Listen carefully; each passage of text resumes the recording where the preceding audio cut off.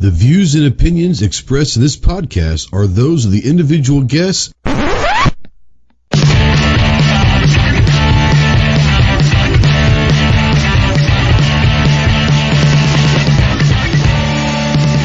you're a sensitive snowflake that may get easily offended, then turn this off immediately. If you want to hear the real truth about the gun culture, then stick around. This is the Armed Citizen Podcast.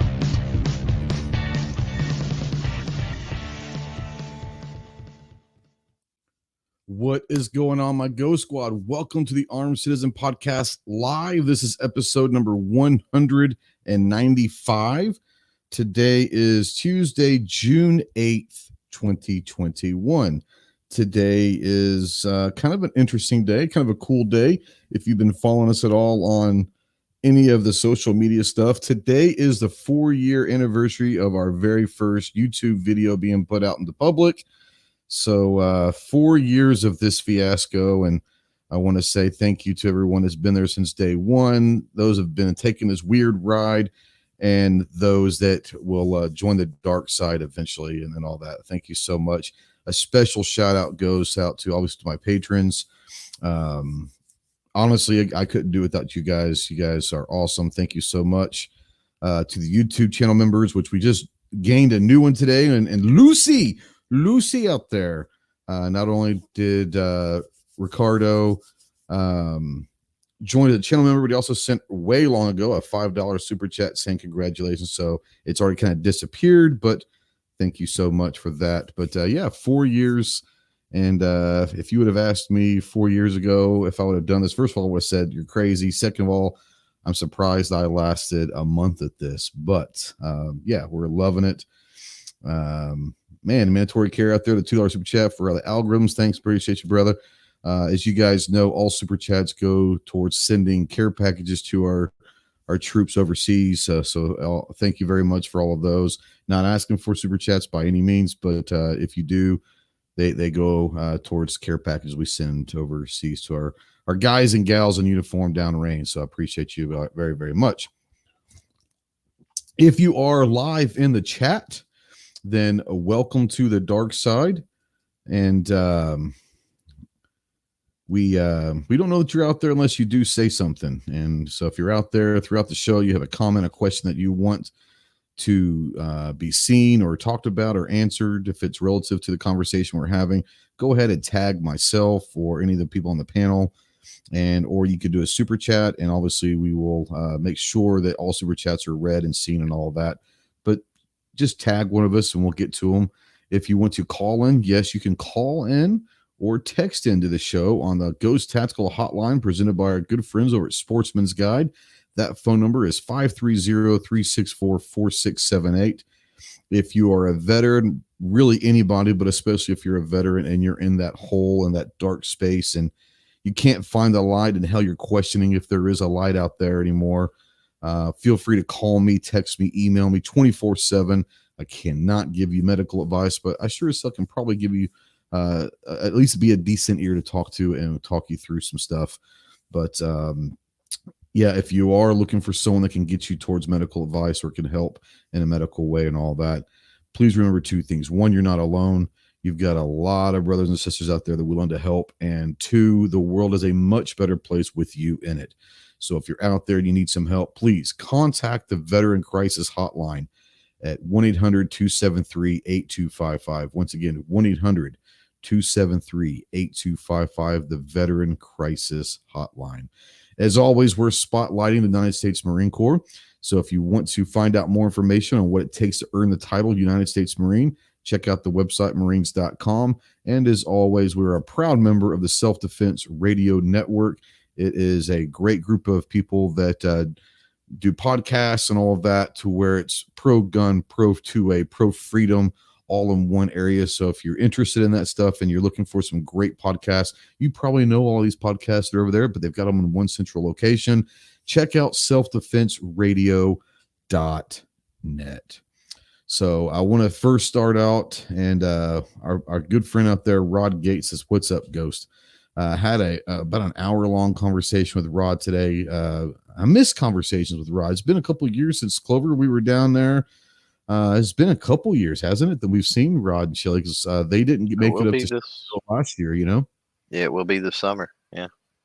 Yeah, so it's crazy. But I had a great talk with Rod, just kind of catching up. Nothing in particular, just kind of catching up and saying hey. And obviously they're up in Idaho now and all of that. But yeah, it's great talking with you, Rod, and thanks for everything that you do and all of that. Midnight Range out there says, I identify as a $5 super chat. What up, Ghosts? Saw the cool guns the other day. Saw some cool guns. Well, you have a link in your damn email, so if you want to jump on and tell us about the cool guns you saw, you've got to check your email. Just saying. Yeah. So before we kind of dive in here, all this, like I said, I do want to say thank you to some people. This is like I said, this is a 4-year anniversary of YouTube, and none of these people had anything to do with me starting YouTube, but they sure as hell had a lot to do with me staying on YouTube, having confidence, having a built-in kind of it goes well beyond friendship at this point, but a built-in support system. First and foremost is G Webs. G is a mentor to me, and I think a lot of us would say that he's a mentor to a lot of us out there. The Gun Channels family, and if you don't know what Gun Channels is, Google it. It was around for a long time. Thanks to G Webs for that. But the Gun Channels crew really gave me a support system, gave a lot of us, including Clover, a support system, kind of led us through the lobby chats, kind of feel our way through going live and talking with and interacting with other people and all of that. And then the support as well. A big one obviously is Clover. Clover is one of my dearest friends in this world and brought me to Gun Channels. We happened to meet in a live chat on someone else's channel. Ironically, we don't watch that channel anymore. Neither one of us do, but met in a live chat. We were in the chat and started talking, realized we have a lot in common, this, that, and the other. We were about the same size. We started about the same time, and all of that. And then we kind of just grew together. And now, everyone knows that Clover and I are very dear friends. So, Clove, before I bring you in, I do want to say thank you for all the support, all of the times that I've called and had to use your ear to vent. Sometimes I've had to pass ideas off and see what you think. 4 years, bro. I never thought I'd make it this far. My wife even laughs because I never thought you'd make it a couple of months, which is funny. But thanks for everything. And it's kind of awesome that it's me and you tonight. Appreciate you very much, bro. That's so sweet. You're so sweet. Yeah. I will say this. It's been an interesting 4 years. Right. We'll just say that, and you can get to some super chats because there's been a couple come in. Yeah, there has. Real quick before G23. Thank you, brother. G23 is another great one out there, and you can go check out his chat. He does like a 4-hour chat on a weekend, and it's awesome. But he says a $20 super chat. Thank you so much. He said, let's help those who protect our freedoms. Congrats on 4 years. Thanks, bro. G23 is definitely part of that Gun Channels crew we talk about and all of that. Thank you so much. There is a $3.99 out there for I'm the Yeti sup from RGG's live streams. So it's kind of come full circle, hasn't it? I'm not going to say I discovered him, but I saw RGG when he was still pretty like 2 weeks into this thing. Saw a video and I was like, oh man, you're doing a good job, and helped him navigate through some stuff. And now he's blowing up, and now I've got people from his stream coming over, which is awesome. Thank you so much, Yeti out there, $3.99. Thank you so much for that. Appreciate it. That's what it's about. How many times have we seen that? That's what's so cool. That is the cool thing about it, is it's a big platform. Even in our niche, we're a very, very, very, very, very minute niche in YouTube. But there's a lot of gun tubers, if you want to call them that. And we've gotten to know a bunch of them over the years. There's so many out there that we never even heard of that are doing great content. But it's nice to kind of, see channels in their infancy like we were 4 years ago and kind of help them, because we were helped by people that came before us. And now we expect RGG and some of these newer people coming up to help the next ones coming up as well. And that's really, you pay it forward. That's what it's all about, isn't it? Yeah, it's really cool. I mean, a lot of people see it, and it's sad that you have folks that look at it from a competitive standpoint, right? Right. But, you know, I look at you, which you're right. At one time we were pretty close to the same size. Now you're 3 times my size, sub-wise, right? You know, you look at the gun snob. I've seen snob out there earlier. Same way. You look at Sarge, obnoxious. You know, you look at all of these that were, you know, started out long after we did, a couple years even after we did, you know, and it blowing past me. And so, you know, I'm not competitive in that sense, because for me, there's more about your channel than just numbers. It has to do with your connections, with things you're doing behind the scenes. There's just so many different things in different directions you can take a channel. But it's cool to see those from a sub, you know, perspective, right? Because outside looking in with most viewers, that's what they see. Let's be honest. And it's cool to see, you know, watch those channels come up and grow like that. It's awesome. Yeah, so Midnight out there says US 10 minutes free. Yeah, so everything was ready to go. Clover jumps in. He's like, whoa, you sound really weird, and something was going on. So out there, I don't know. I mess around with some stuff. Let me know. Does the audio sound okay to you guys? Do you hear an echo from myself or anything? Because it was really weird. I had to restart some things and really not sure. So let me know out there if you've got if there's any audio issues. Let me know. There's nothing a hell I can do about it right now. We'll just have to try to fix it for next week. But if it's okay, so 5 by 5, there you go. Okay, so it sounds like we're doing good. So yeah, maybe I just had I didn't realize it, and it didn't seem to be. It was the same spot it's always been, Clove. But maybe something happened to where the gain. I don't know. No telling. No telling. So, like I said, the 4 years is great. We're happy. I'm extremely happy that I've made it this long. I'm thankful for everything and everyone that's kind of come to my life because of the YouTube thing, the people that have been inputted into my life because of YouTube. Some of my dearest friends in this world now are people that I've met doing this YouTube thing, and that's kind of cool. So, and there's a lot of people that I consider friends that I've actually never met in person. It's just one of those things where I was talking with Patriot in the Dark today, and he's a fellow Marine and another content creator, a great guy. We talk all the time on the phone and through email, but I've never met him in person. But I know that, you know, it's one of those things where if we ever do meet in person, it's not, it's like, it's kind of like that old friendship. You can see them for years and nothing, it's like nothing ever changed or anything. It's going to be one of those things when I do meet some of these guys. I know a lot of them, met a lot of these guys in person, but some of them I never have met in person. And I'd like to meet everyone that I can. Stands out there with SS Palm. What's up, homie? But yeah, it's just one of those things that yeah, it's kind of cool. It is, it's a weird thing, and you know what I mean. The YouTube thing is weird.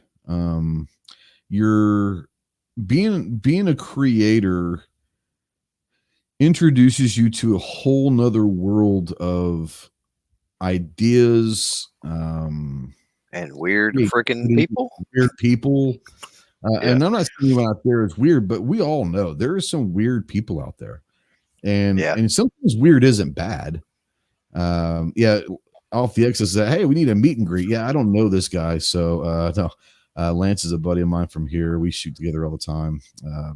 But no, yeah, I need to meet him. He's a pretty cool guy. I understand. No, weird is not a, you know, weird. Don't mean weird in a bad way, but like, you know, and it's nothing we've said before, right? There's people out there that talk trash about, let's say, Yankee. And as far as a person being in a room with Yankee sitting on a sofa, Yankee's one of the greatest people you could be around, in my opinion. Absolutely. Really is. No I'm sure you would say the same thing. You've been to Jaeger's training. I've had interaction and spoken to Jaeger at some shows and different things, but never had the extent of one-on-one time that you've had going to his training.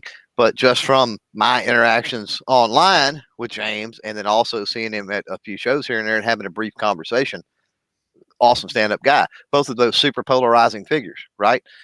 Rob Pincus, same way. right? Mhm. There's several projects I'm currently working on with Rob, and you know, but I mean, he's got this polarizing thing online for whatever reason, and so a lot of people out there, they don't get to see a lot of times the personal side of things. Now, on the flip side of that is the channel that will not be mentioned except by hashtag, right? And you Who guys people hashtag, put on a pedestal, right? And this is the flip side of that coin. There's people out there that viewers put on that pedestal as the almighty know-it-all. I bow down to you, that are trash garbage people in real life. They're horrible individuals. And it's just weird when you do this and you're behind the scenes with a lot of stuff that's going on, right? And seeing that dynamic is just, it's crazy. G23's got your back. So does Yeah, the people know what I'm talking about. They know what I'm talking about. And then Andrew says, Mr. Guns and Gear. I don't got a problem with Mike. I really don't. Mike's all right. Mike's I haven't, all right. I haven't spent a lot of one-on-one time with him. So we hung out. I don't hung out. We had a really good conversation up in Indy a couple years ago for about 5 or 10 minutes. We were over at I can't remember if it was at Faxon or Holosun. We were at one of the two. Right. And we just kind of hang out for 5 or 10 minutes and talking more military stuff than anything, kind of backgrounds and stuff. From my interaction with him, really stand-up guy. I don't watch his stuff, but then again, I don't watch, no offense out there, I don't watch a lot of gun stuff on YouTube. If you're a friend of mine and you're a creator and you put something out, I'll go and watch it and try to leave a comment and do all of that good stuff. But unless I'm doing research for something, or something along those lines, I don't watch a lot of gun stuff on YouTube. I guess because if you do it, you don't want to live in that realm to where it's consuming everything and all of that. Well, but it pulls time away. There's time I could be working on things for my channel that I would be spending watching. And what I'll do is I'll run a playlist a lot of times of friends and stuff like that, and I'll have it off to the side while I'm editing or while I'm working on, something else. A lot of times I'll do something like that. But as far as genuinely clicking, tuning in and watching something that's firearm related content, it's got to be something I'm interested in. It's like any other video I click on YouTube, right? Like I extend a courtesy to those fellow colleagues and stuff like that by watching and commenting and doing the things you're talking about. But as far as an excited to click on it, I need to watch this for the sake of watching the video, it's got to fall into one of those categories that I'm interested in, right? It's going to have to be a lever action rifle, or it's going to have to be, an old milsurp, or something along that lines. Yeah. I watch a lot of entrepreneurial stuff, a lot of music stuff, a lot. I go down a lot of rabbit holes, a lot of comedy stuff, stuff like that. But yeah, I'm all over the spectrum. My feed in YouTube is weird. Let's just say that. Sean White, let's kind of do this one. I like this one. Just not really on topic, but we haven't really started the topic yet, so let's go with this. Sean says, what knife do you guys carry for your EDC? At work, I carry a Benchmade Griptilian, and when I'm not at work, I carry a fixed blade SC Zancudo. I'm probably mispronouncing that, but I go through different knives depending on what I'm wearing. I'll go through a Gerber. I've got a couple of auto blades, several auto blades that I switch back and forth with. I have a foldable karambit that I'll carry quite a bit. I don't have like one particular blade. It really depends on what I'm wearing and all of that stuff. But I've got several. My favorites are probably auto blades. I really do like a really good auto blade. We all picked up quite a few really beautiful, fixed blades knives up at Wanamaker that were really beautiful. But yeah, I don't have like one in particular that is that's the go-to one. I've got like 4 or 5, and I'll have them out there on the table and kind of I'll just grab one each day. That sounds weird, but depending on what kind of I see one, say, let's carry that today, or that's a little bulky for what I'm wearing or whatever. But about 4 or 5, maybe 6, somewhere in there that I'll kind of rotate. Do you have like a go-to, or do you rotate your EDC knives? I'm not a snob when it comes to knives at all, because honestly, I don't know enough to be a snob. Neither do I. Sure. The one that probably I carry most is a Kershaw. What is it called? Kershaw hot wire. So I think it's like $10 at Walmart. Yeah. And then I've got a Buck Trekker, which again is, I don't know, maybe $15, $20 at Walmart. I've got a knockoff SOG, total complete Chinese knockoff, but it's like a stiletto blade. Love it. I will say I'm not a fan of OTFs at all. Okay. OTFs are cool. Don't get me wrong. The problem I have with OTFs is the aesthetic look. I don't like the handle versus the blade design and the proportions of all that. It's just something's just off with that, and I'm sure it has to be that way because of all the mechanism that makes them work. But and again, they're cool, but they're not for me. I don't like them. Yeah. Bawoosh is in the house. Weird people. What's up, homie? Hello. What's going on, guys? Not much. So you saw some cool guns this past weekend, huh? What happened? I did see some cool guns. Yeah, we went up to Reading to an air museum, and they were having their World War II weekend. And so they had a whole bunch of encampment set up, like reenactors, World War II reenactors. And there were some cool guns, man, all the way up to some 37 millimeter cannons and tanks and Jeeps with 30 cal Brownings on them and all sorts of fun stuff, man. It was neat. If you go over to my Instagram, there's a cool post. Are you on Instagram? I didn't know that. Yeah, I heard of it one time. They're probably going to ban me soon. So, yeah, you along with everybody else, aren't they? They're out to ban all of us. Yeah. It's kind of cool. World War II is kind of like it's not necessarily a World War II museum, but they like a World War II like day or weekend. Is that what you're saying? Yep, it's there all the time as an air museum. It's the Mid-Atlantic Air Museum, and then once a year they do World War II weekend, and they bring in a whole bunch of bring that stuff in. Okay, that's what I was wanting to know. That stuff is there all the time. It's just brought in. I think I've never been there, so I'm not sure how many of the planes are there all the time, but they brought in. I have a feeling they probably brought in some planes and all the heavy equipment, and then all the reenactors come. A lot of the one guy we talked to said that he does. They do like one or two a month all throughout the year, even during the winter. And they bring all their own stuff. They sleep there. They sleep outside in the tents, most of them. And it's pretty awesome, man. It's really cool if you get a chance to go. That is pretty cool. And obviously, I'm assuming it had to do with Sunday being June 6th, which was D-Day. June 6, 1944 was the invasion of Omaha Beach in Normandy. Multiple beaches, I guess, in Normandy, but Omaha was the kind of the famous one. But that was the anniversary of D-Day. So I'm assuming that was probably why they had that, I guess, or is it just random that they just happened to fall on that date?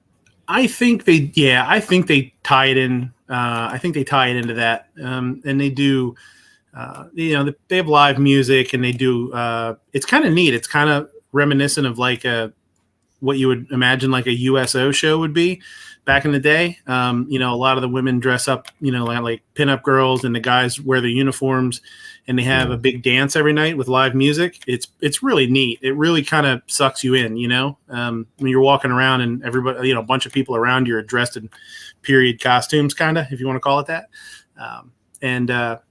The guys that are the reenactors are really super into it. They know a lot of information about, what their little section is about. We first, we made a beeline over to the 1st Marine Division guys and talked to them for a while. You're connected with your grandfather. That'd be kind of cool. Yeah. Too. And they were set up as, as if they were going to Guadalcanal with the different, they had a bunch of different guns there. The guys are really knowledgeable and cool. They're very open. They want you to ask questions. They want to talk to you. It's really fun, man. It's very interactive. And I just, if anybody's, into that kind of thing, it's really cool.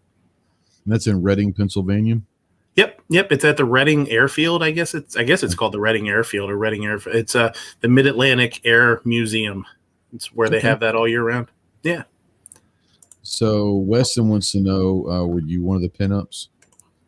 Yeah. Oh, yeah. I mean, why wouldn't he be? Yeah. I mean, how do you think I got in for free? Right. Question, was it at the First Marine Division or whatever, was there any old timers, salty Marines that were there during World War II? No, not that I saw any there. There were some older guys there, but the guys that we talked to there and the other encampments, most of them were Vietnam and younger, so there were some Vietnam vets that we talked to, and some really nice guys, really nice people. And then, there were some older guys around, but I didn't, none that we talked to at the encampments. Okay, cool. Yeah. So if you guys are up around the Reading, Pennsylvania, I'm sure they'll probably have a website or something that will publicize next time they do one of these things, but it sounds like a pretty awesome thing. I'd love to go to that. I mean, it's kind of out of the way, but that would be something like that. It would be something right up my alley, obviously. So yeah, it was super fun. I'd love to do that. All right. So before we get going down rabbit holes and completely just forget about what we're talking about, obviously we know that the ATF is out there trying to redefine what frame a receiver and the identification of what a firearm is. I'm going to go ahead and put this out there. If you're not familiar with this, I'm going to put this out in the chat, and it's a link to the summary of what they're doing with receivers. Most importantly, it's going to give you a link to do your comment. And I think it has until August sometime, I think, for the comment on that. I've already left several, but remember, you don't have to leave just one. If you want to leave 1,000 of them, you can. If you want to leave one a day, 2 a day, whatever, do it. The more comments we get, that's awesome.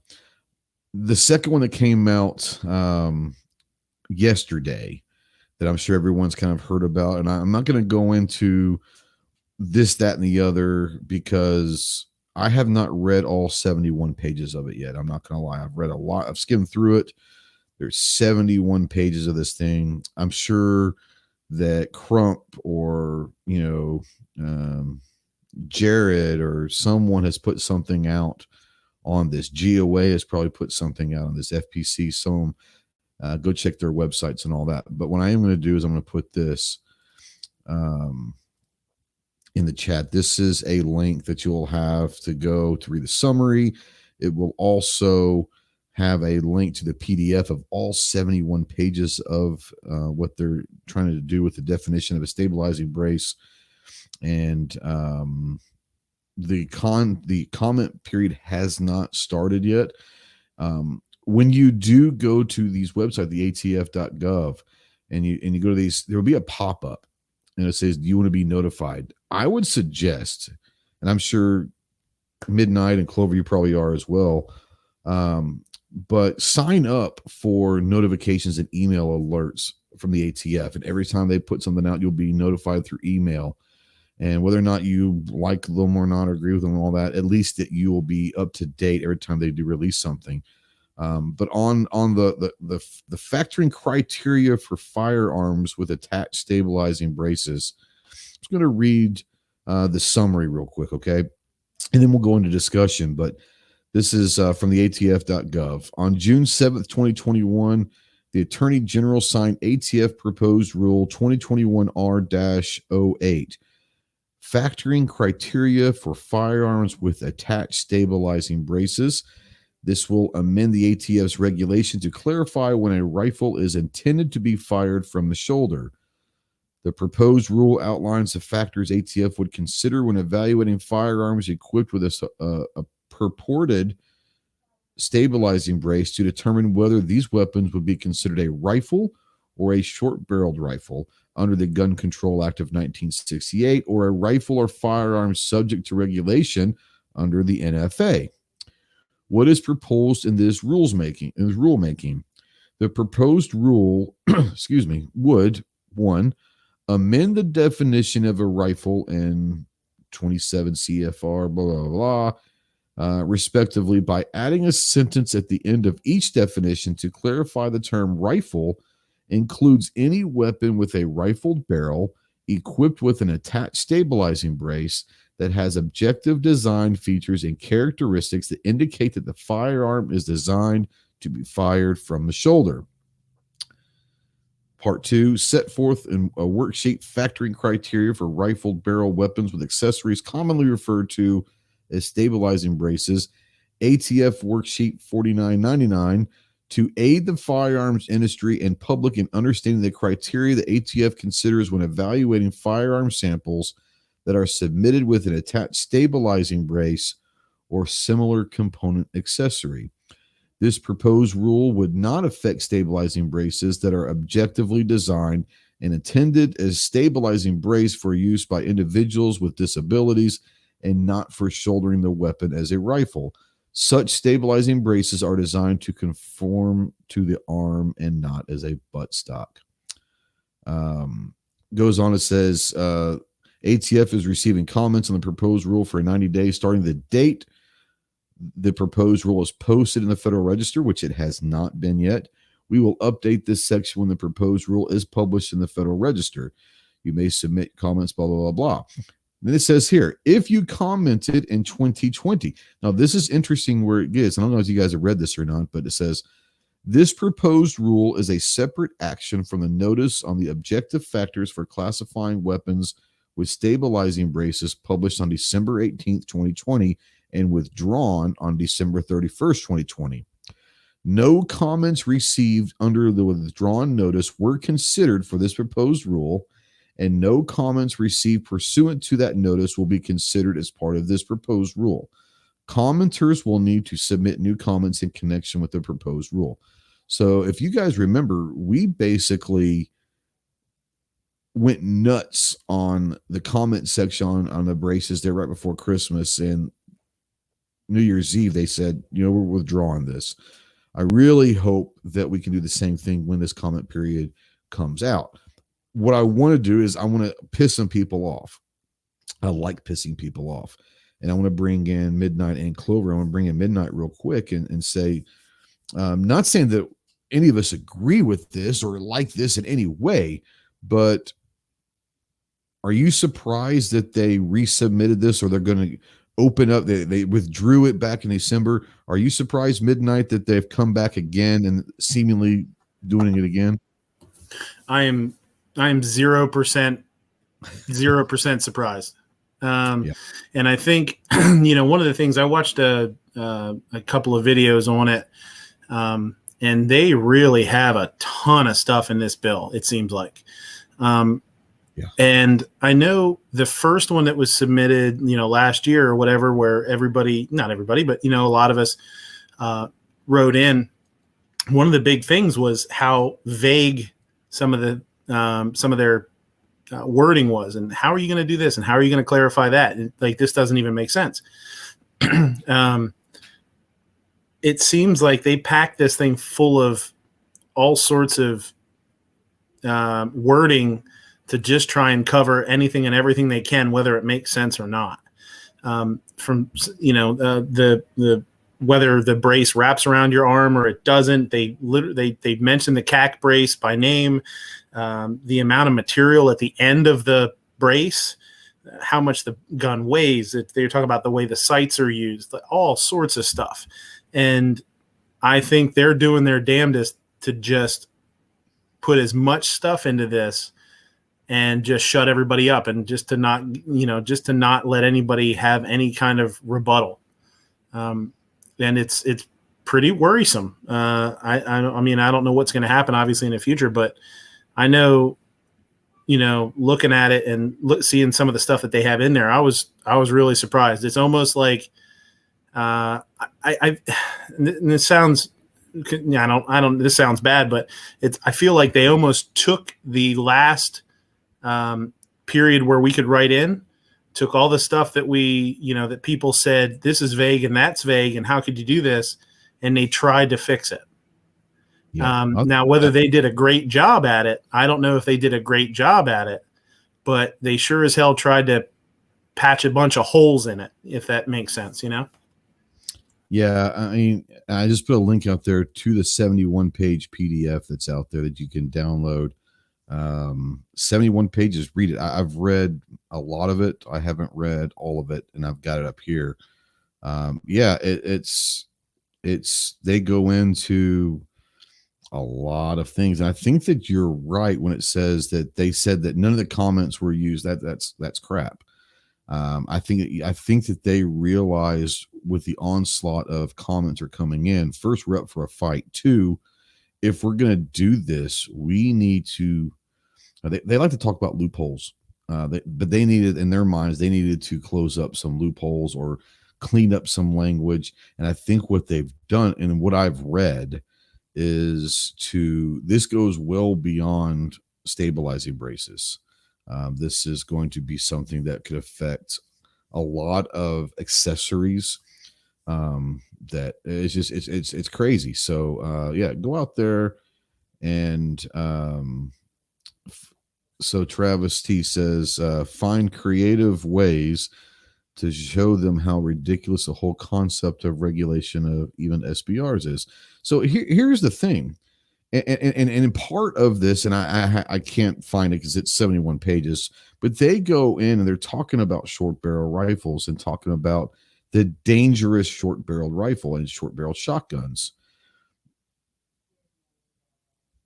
And this is, feel free to y'all jump into this, but to me, I think that they're missing the boat. For me personally, and anyone that spends a long time, let's just take an AR-15 and 223. For example, and you have one that's a 16, 18, hell, even a 20-inch barrel with a 223.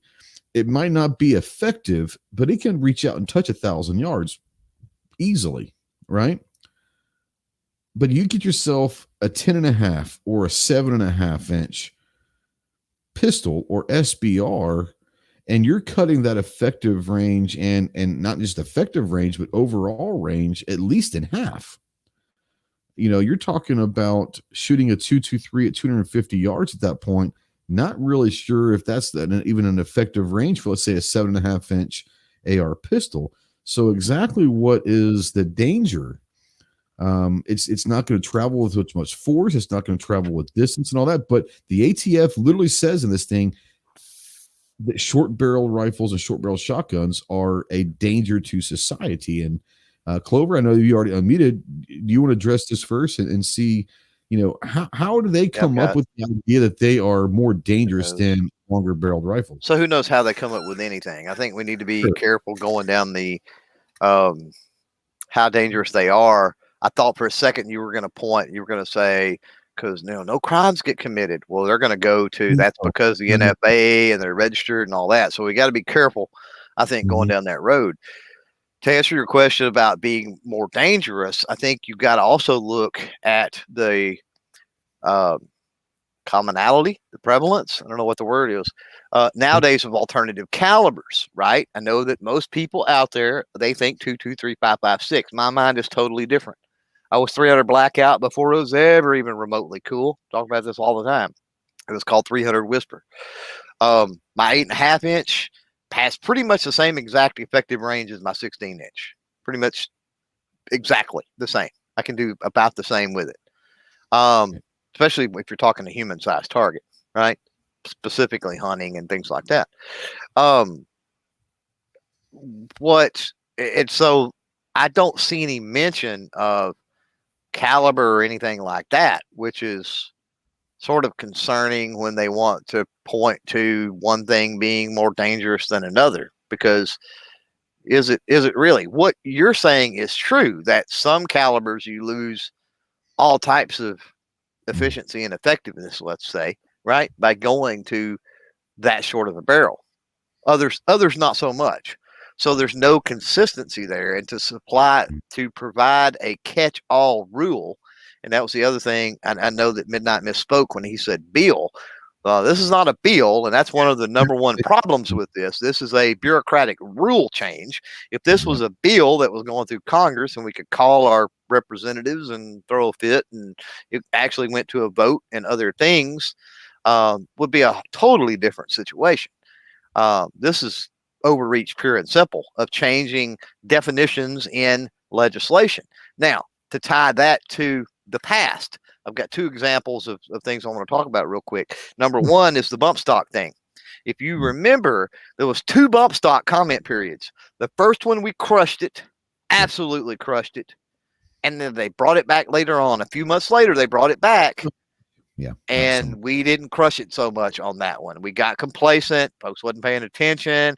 They wear us down and wear us out with these comment periods. So we have to be super active and get the word out and continue the fight, unfortunately.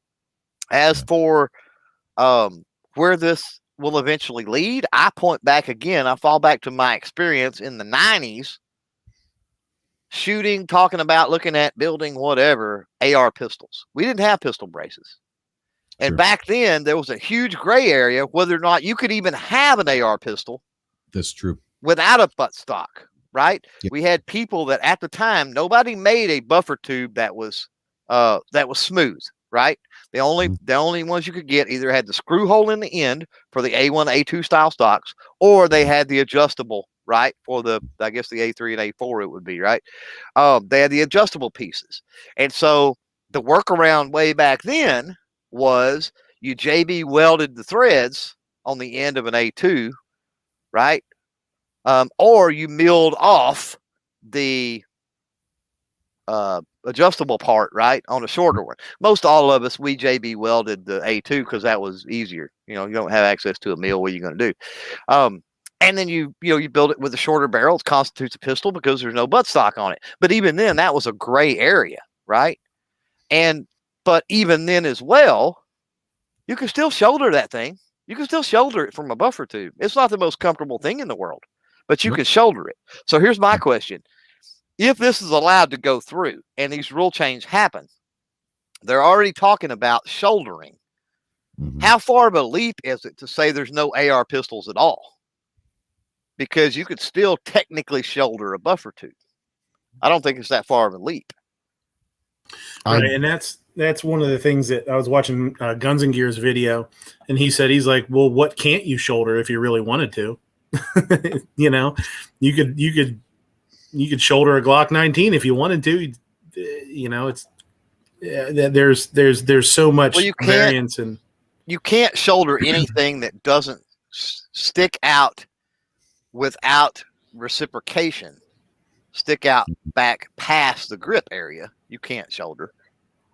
But if you have as long as you have something where the slide is not moving backwards, right? Because you're dependent upon that. Long as you can shoulder, it just becomes a single shot. Well, this is true to an extent, yeah. Or you get injured because of it. Go. Right, I know I'm being ridiculous, but where technically, yeah. I mean, and you're talking about the adjustable buffer tubes and all of that. And, now we have adjustable buffer tubes for pistol braces.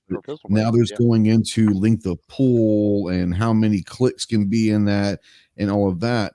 The interesting thing to me is you're asking about, will there be pistols? And the answer to that, in my opinion, is I think there will be.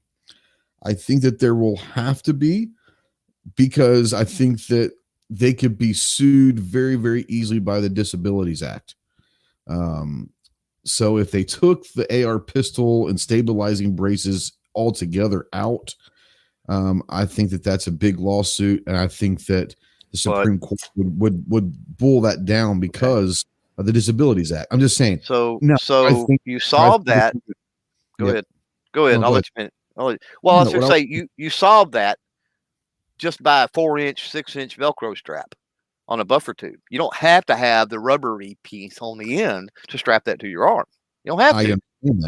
I understand that. And I think that that's where the whole thing is, shouldering versus a stabilizing brace. I think that they're truly just trying to get away from shouldering because, and this is where this whole conversation was going to start out with.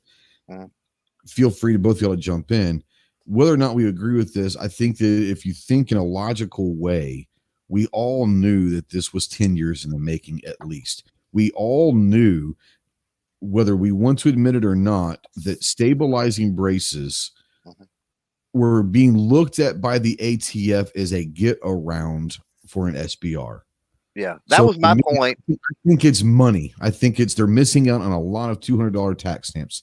That was where it comes from. Yeah, that was my point in bringing up, in the 90s and having conversations about this same issue, minus the brace, talking about AR pistols, right? In the 90s, is that when braces hit the market, the first thing, because I had been through all of that, the first thing that I thought was, well, this is not going to fly. This is going to go over like a turd in a punch bowl. And I was honestly surprised when the ATF made the determinations that they made in the past. I was surprised. Now, I don't agree with anything that they're doing or anything. I'm not saying I am. I'm just saying that with the consistency up until the point the braces came out, I can't believe that they did it in the first place. Yeah. Oh, go ahead, Trev. Sorry, man. You're talking about the Disabilities Act. That's actually one of my biggest concerns with this is that they just, rub their hands together and say, okay, well, anything under 16 inches is an SBR. You can have it if you're disabled with a brace on it, or you could have it as a pistol with a brace on it, but you have to have a doctor's, a waiver from your doctor or something. And without that, you can't have it. That's where I think this is going. Well, that's interesting. Kind of like miracle marijuana. Huh? Yeah. I think exactly. That's a possibility. I think you're right. Like if you're disabled, you get your doctor to say that. You get a note from your doctor, basically, and if not, it's an SBR or you can't have it. That's what I worry about. Yeah. Not saying that any of us agree with that, but that is a very logical thought process where that could very well happen. I do agree. Booger Dog says that in his opinion, it's I don't want to gender guess and assume, but I'm assuming that Booger Dog would be a male. So I'm going to call you that. In my opinion, it's concealability that they have an issue with. Paranoia will destroy you. I think that the concealability. That's the issue they had way back when. Yeah, I think that's obviously something that's in the back of their mind. And I was going to say the same thing. I think over the years they've moved past that, the concealability. I think that honestly, this is just me, and I might be completely way off base. For me, I think that they're trying to do this to generate the $200 tax stamp. Not that there's going to be a lot of money change hands. I think that people will do one of two things. They're either going to ignore it. But here's my question to you is and Travis, have you read all 71 pages, or Clover, have you read all 71 pages or most of it yet?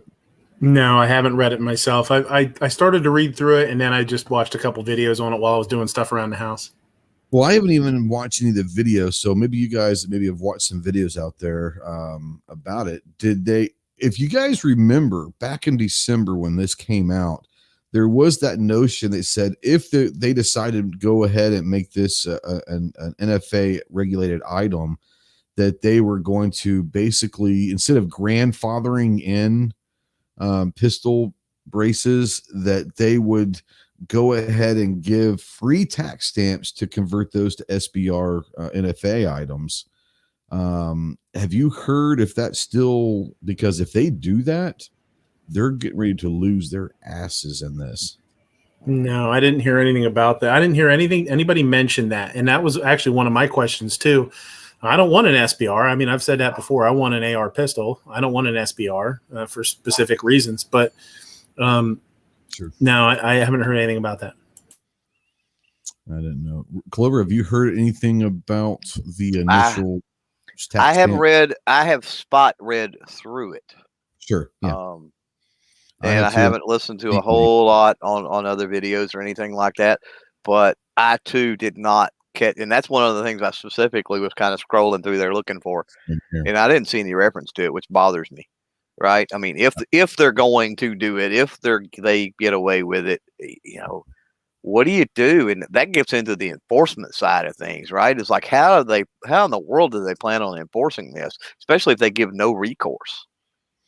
Yeah, they're going to have to either grandfather them in, which means that there's getting ready to be a huge rush on AR pistols, especially braces, or they're going to have to do something because there is an enormous amount that they're going to make. And I'm just throwing numbers out. These are not factual numbers, but they're getting ready to make possibly 1 million people felons overnight if they don't do something. Well, you know, it's somebody out there in the comments. I don't know who it was, but they were talking about the little conversion kits, like the Roni, macaroni. Sure. Here's the thing: all of those, right? The not the shockwave itself, but the stock adapter kit with a brace that goes on the shockwave. Anything that has a brace, including those kits, are gone. Yeah, they're talking in here about the fin types, which are the blades, and all of that. I'm trying to find anything,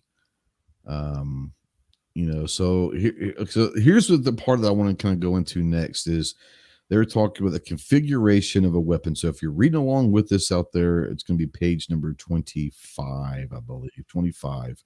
And it says configuration of weapon. It says this section will be used to evaluate the entire weapon, including how the stabilizing brace is mounted to the firearm, as well as the effectiveness of the brace in single hand firing as opposed to firing from the shoulder. So once again, we're talking about, they start this out by shouldering, and now they're going in. They even mentioned earlier about having, you're not allowed to have a vertical grip on a pistol, but you can have an angled forward grip. They're talking about the accessories that if you have an angled forward grip, then it's no longer a pistol because it now needs two hands to shoot. Well, what is it? Does it bother you that it's being shouldered, or does it bother you more that you're shooting it with two hands? And that gets dangerous, right? Exactly. It's because any pistol can be shot with two hands, or any handgun can be shot with two hands. Right. So as a Glock 9, if they go with the single hand firing, what happens to every semi-automatic pistol that's out there? Technically, but we can shoot the Wild West, but it's safer to go with two hands. Okay. So here is where they're playing both sides, right? Here's where they're talking out both sides of their mouth, honestly. Sure. And you brought it up, and I don't know that you're even aware of it or other people that's out there. But here's the thing. If you go back and look at the definition of a handgun, right, it is a firearm designed to be fired with one hand, okay? Prior to Jeff Cooper, that's pretty much how all handguns were fired. Sure. Just was with one hand, right? And he's like, why don't you wrap that other hand around? You got a better grip, you got better control, you're able to aim better, follow up, mitigate recoil, all of this other stuff, right? So the definitions, the legislative definitions, right, being used for handgun are old school, right? But they want to apply that to modern things, braces, right? But they don't want to modernize the how it's used, right? They want to use an old definition to then infringe upon us with a modern technology without changing the old definition, which needs to be done in order to apply to the modern technology. Does that make sense? No, it does. Strangely, it does. Now, Travis out there says, I wonder if the offer the free stance will come back for his 16. That's what we're talking about is this. I'm going to put it to you this way, and this is going to be an unpopular take. If that's the case, then I'm sending about 15 of them in. Yeah, I'm raping them. Legit. And that's going to be about $3,000 just on my puny little 15 that I'll send in. Yeah. But they're going to cost them $3,000, and I'll make them all SBRs and not give a damn about it if they're going to give it for free. One of those things where if I'm not saying that I'm hoping this happens, what I'm saying is if this goes through the comment period, and they still come out and say this is it, but we're gonna give you a free, I'm sending in 15 of them and say, let's make them all SBRs at this point. I can do whatever the hell I want to with them at this point. Yep. So and I have a small collection compared to other people. Yeah. Some people. Oh, I'm there with you. I hope it doesn't. I don't see how it can once they look into enforcement on all of this. But yeah, I mean, along the same lines, I mean, I already have plenty of NFA stuff. So it ain't no skin off my back. Now, the person out there that doesn't have any NFA stuff, and if they don't want to get on that list or whatever, then I feel you. But different strokes for different folks, man. I'm already on there multiple times. What's another 20 at this point if it doesn't cost anything? So they're talking about length of pull here, and this is another one. And they're saying length of pull. We all know what length of pull is. They're saying that adjustable shoulder stocks are commonly available. Patents, advertising material, and other resources make clear that adjustability is meant to facilitate changing the length of pull. Such length of pull measurements are far less relevant when a pistol is involved, because a shooter merely requires a device that reaches from the back of the firearm to the forearm. Far less variation exists between shooters in that way. A firearm with a stabilizing brace will accrue more points the further it is positioned rearward, indicating that it is intended for use as a shouldering device. Firearms with stabilizing braces that incorporate a length of pull of less than 10.5 inches will not accrue any points. However, a length of pull that's between 10.5 but under 11.5 inches will accrue 1 point, while 11.5 but under 12.5 will accrue 2 points. 12.5 but under 13 will accrue 3, and length of pull of 13.5 inches or more, 4 points, and is the standard length of pull for rifles, and it is decisive indicator that the firearm is intended to be fired from the shoulder. So they're going into length of pull. They go into the attachment method, which is the buffer tubes. They're saying that stabilizing braces attached to a standard length AR pistol buffer tube extending 6 to 6.5 inches from the rear of the firearm will not accrue any points. Use of an AR type pistol buffer tube with adjustable notches, an adjustable rifle buffer tube, or an adjustable PDW type guide rail will accrue 1 point, as it indicates the ability to adjust the stabilizing brace. Folding adapters and the use of spacers are all indicators that the brace is being positioned to serve as shouldering device. So that's what I was going to go with next, is the folding brace. I don't think that they understand that the folding brace, the whole idea of the folding brace had nothing to do with length of pull. The whole idea of a folding brace, or folding stock for that matter, was to be able to possibly carry that weapon and store that weapon in a smaller space. So now they're even going into folding stocks and folding braces, which I think has nothing to do with anything that is going to make that a more dangerous firearm. What do you guys think about the folding stock? Go ahead, Travis. Go ahead. The more concealable a firearm is, the more terrified they are of it. I guess so. But here's the thing: is they're not concerned about my Glock 19, and I can conceal that a hell of a lot easier than I can an AR pistol. Well, stop making sense, okay? Knock that off. Okay, damn it, I'm sorry. Well, I think it is consistent, because if you think about it, they're not solely hung up here. I think people are, because it's the most popular rifle, whatever you want to say, in the United States, people get hung up on AR here, and they're not solely digging on ARs. So you have to distance yourself from that idea and think all firearms, right? Some can be fired with a brace folded over.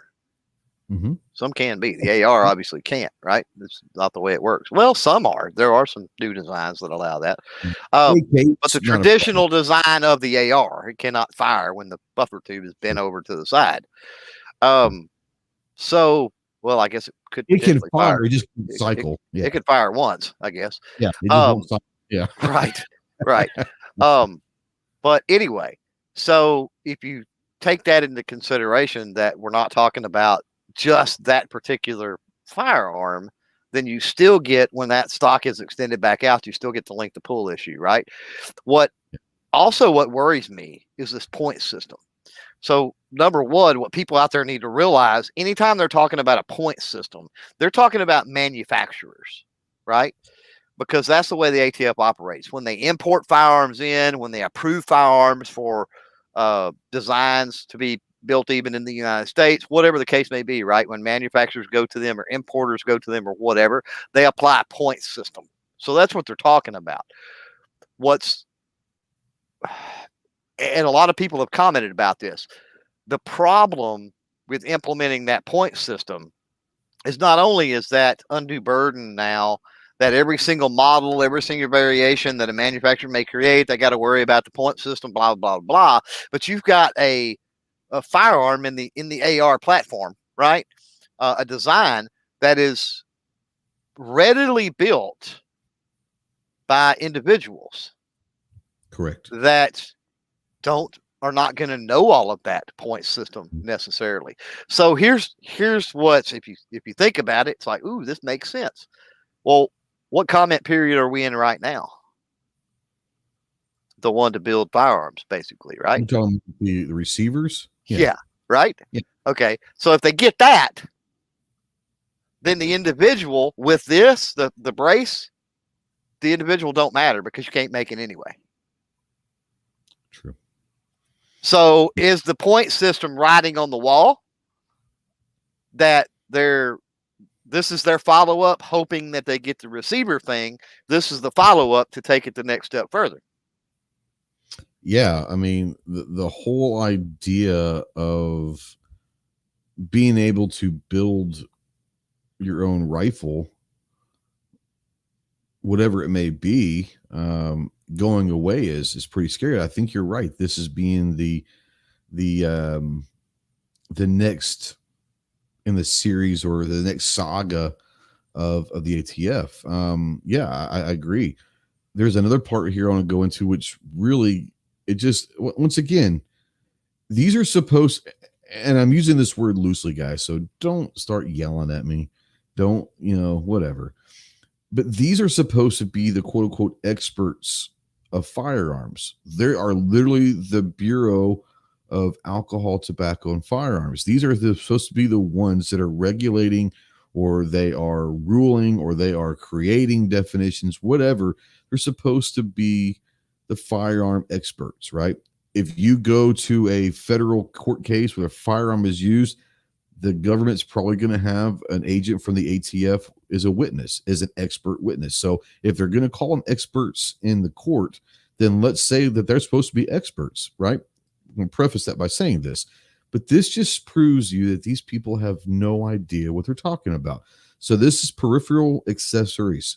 The ATF has examined multiple firearms that include peripheral accessories, often added by the end user, that indicate the weapon is not designed and intended to be held and fired by a single hand. Once again, we're coming back to the single hand shooting.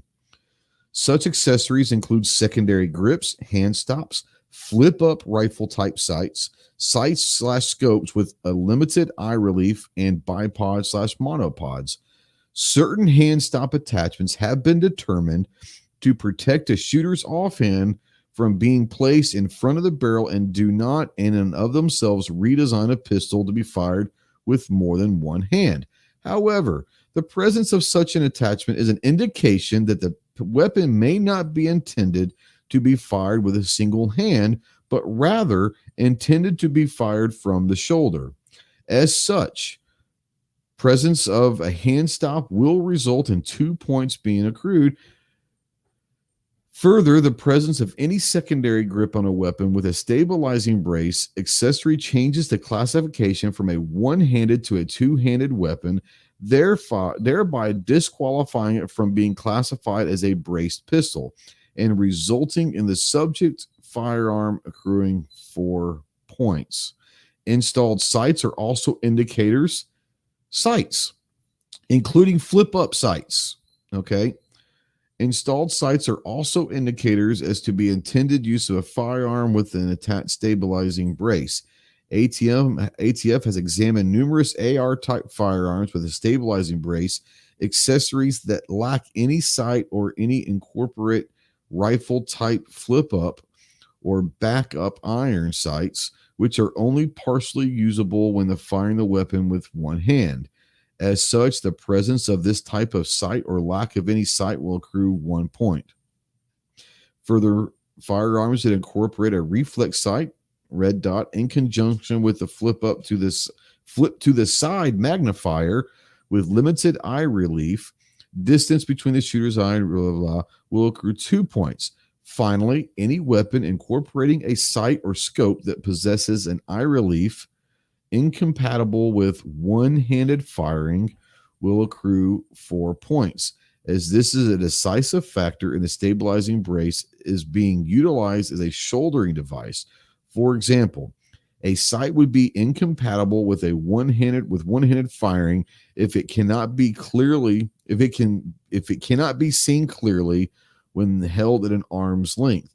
Thus, showing the weapon must be shouldered in order for the sight to be used. Okay, so number one, define an arm's length, right? And number two, is anybody out there, raise your hand, even though I can't see you out there in the live chat, if you've ever fired a handgun not at arm's length? Because I've shot many a handgun not at arm's length.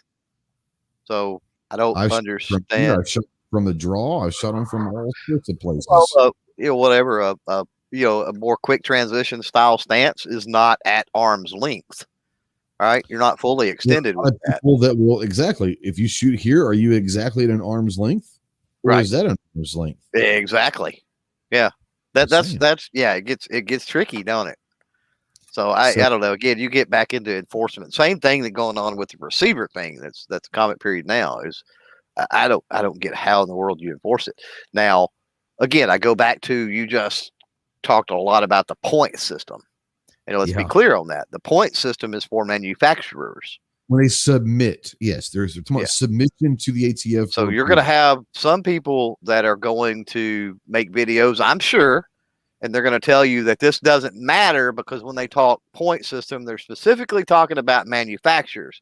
But I hate to tell you, if it's illegal for a manufacturer to make it, it's going to be illegal for you to make it. That's so the crap does flow downhill, unfortunately. Mandatory carry says hand raised. I don't know if you have a question or not, but call in, bro. Call in. The number's scrolling down below. Call in. No, I told them raise their hand if they've shot a handgun not at arm's length. So I'm not very smart, man. You gotta give me. You wasn't listening. You just wasn't listening. You're all wound up tonight. I don't listen to you anyways. Yeah. So Stan says I've got 2 SBR stamps. If they're giving out free stamps, will they refund the $400? And if they're going to give them away for free, what about the ones that already have SBR stamps? Are they going to reimburse? I mean, we're talking about a massive undertaking here. I don't think there is the massiveness that's getting ready to hit. Here's the thing. Here's another thing that it just hit me when you were talking about this, and Stan out there too. Thanks for that comment, Stan. So I think there's no doubt if they give away free tax stamps, the flood of people that probably were never interested in an SBR before that sends in 20, right?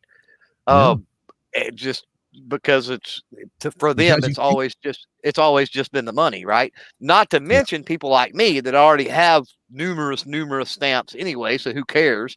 And I'm going to send in 20. So the system gets flooded, right? The system gets flooded, and what happens? It gets backed up. So what type of grace period are we looking at while we wait on our free stamps to come back before we're felons because we have an SBR not? You feel me? Because if you build one from a Form 1, you have to have that stamp back before you actually build it. We put it together. But in this sense, by their definition change, it's already built. Yep. Trav, you had an interesting comment in the side chat. You want to bring that up? You're talking about the massiveness of all this, the recalls, not recalls, but you and the SBRs. And if, like Stan said, are they going to pay me for the one I already have that I've already paid in? They may not understand the undertaking or how big that is, but I do know that they don't care. Yeah. They don't care how big of a project it would be. They're just going to do it, and whatever happens, happens. As messy and muddy and clustered up as it could be, they're not going to care. And whoever gets balled up into that, they're not going to apologize for it. It's just going to be what it is. They're trying to put the genie back in the bottle with guns like ARs and AKs being legal again, since the assault weapons ban. They've been trying their damnedest to put that genie back in the bottle. This is like step one, I think. HVS is out there. I want to say hi to HVS. You've been commenting out there. He was pulling some C4 and all sorts of stuff. HVS, one of the first people we met on gun channels back 4 years ago. So it's good to see HVS out there. Go check him out. Got some cool stuff. So I love this. Mandatory Carry says, I will absolutely get an arm brace just for this reason, with a 16-inch barrel just for double spite. 16-inch barrel and arm brace. So that's the thing, right? They're not saying that they think that the arm brace is dangerous as long as it's attached to something that's 16 inches, right? If you've got a 16, not that you would go attach a brace to a 16-inch rifle, but they have zero problem with stabilizing braces on a 16-inch barrel. But you get it to 14 and a half, it's not pin and welded to 16. Good God, that's a weapon of war right there. That's a weapon of war. Uh-oh, we just lost Trav. I know people that run pistol braces on 16s, but that's just because they swap uppers. Well, and like I said, I'm not saying, but they have a reason for it. He said he's got a drop. He'll stay in the user text, though. Thanks for coming in, Trav. Appreciate you, buddy. But yeah, it's just one of those things where it's just like, ugh. So let me ask you this, Clove, and you and I have had this. We've discussed that. I'm pretty sure we have numerous occasions, probably back in December, probably many times before that. The $200 tax stamp, because we're talking about to them $200, and there's no telling the amount of money that they would quote unquote lose in revenue if they gave the free tax stamps. But remember, back in the 30s, when the $200 tax stamp was created, $200 meant something very, very different than it does now. Okay. I want to say you did the math, or someone did the math, and it was like it'd be equivalent to like $1,800 back in the 30s, is what it would be equivalent to in today's money.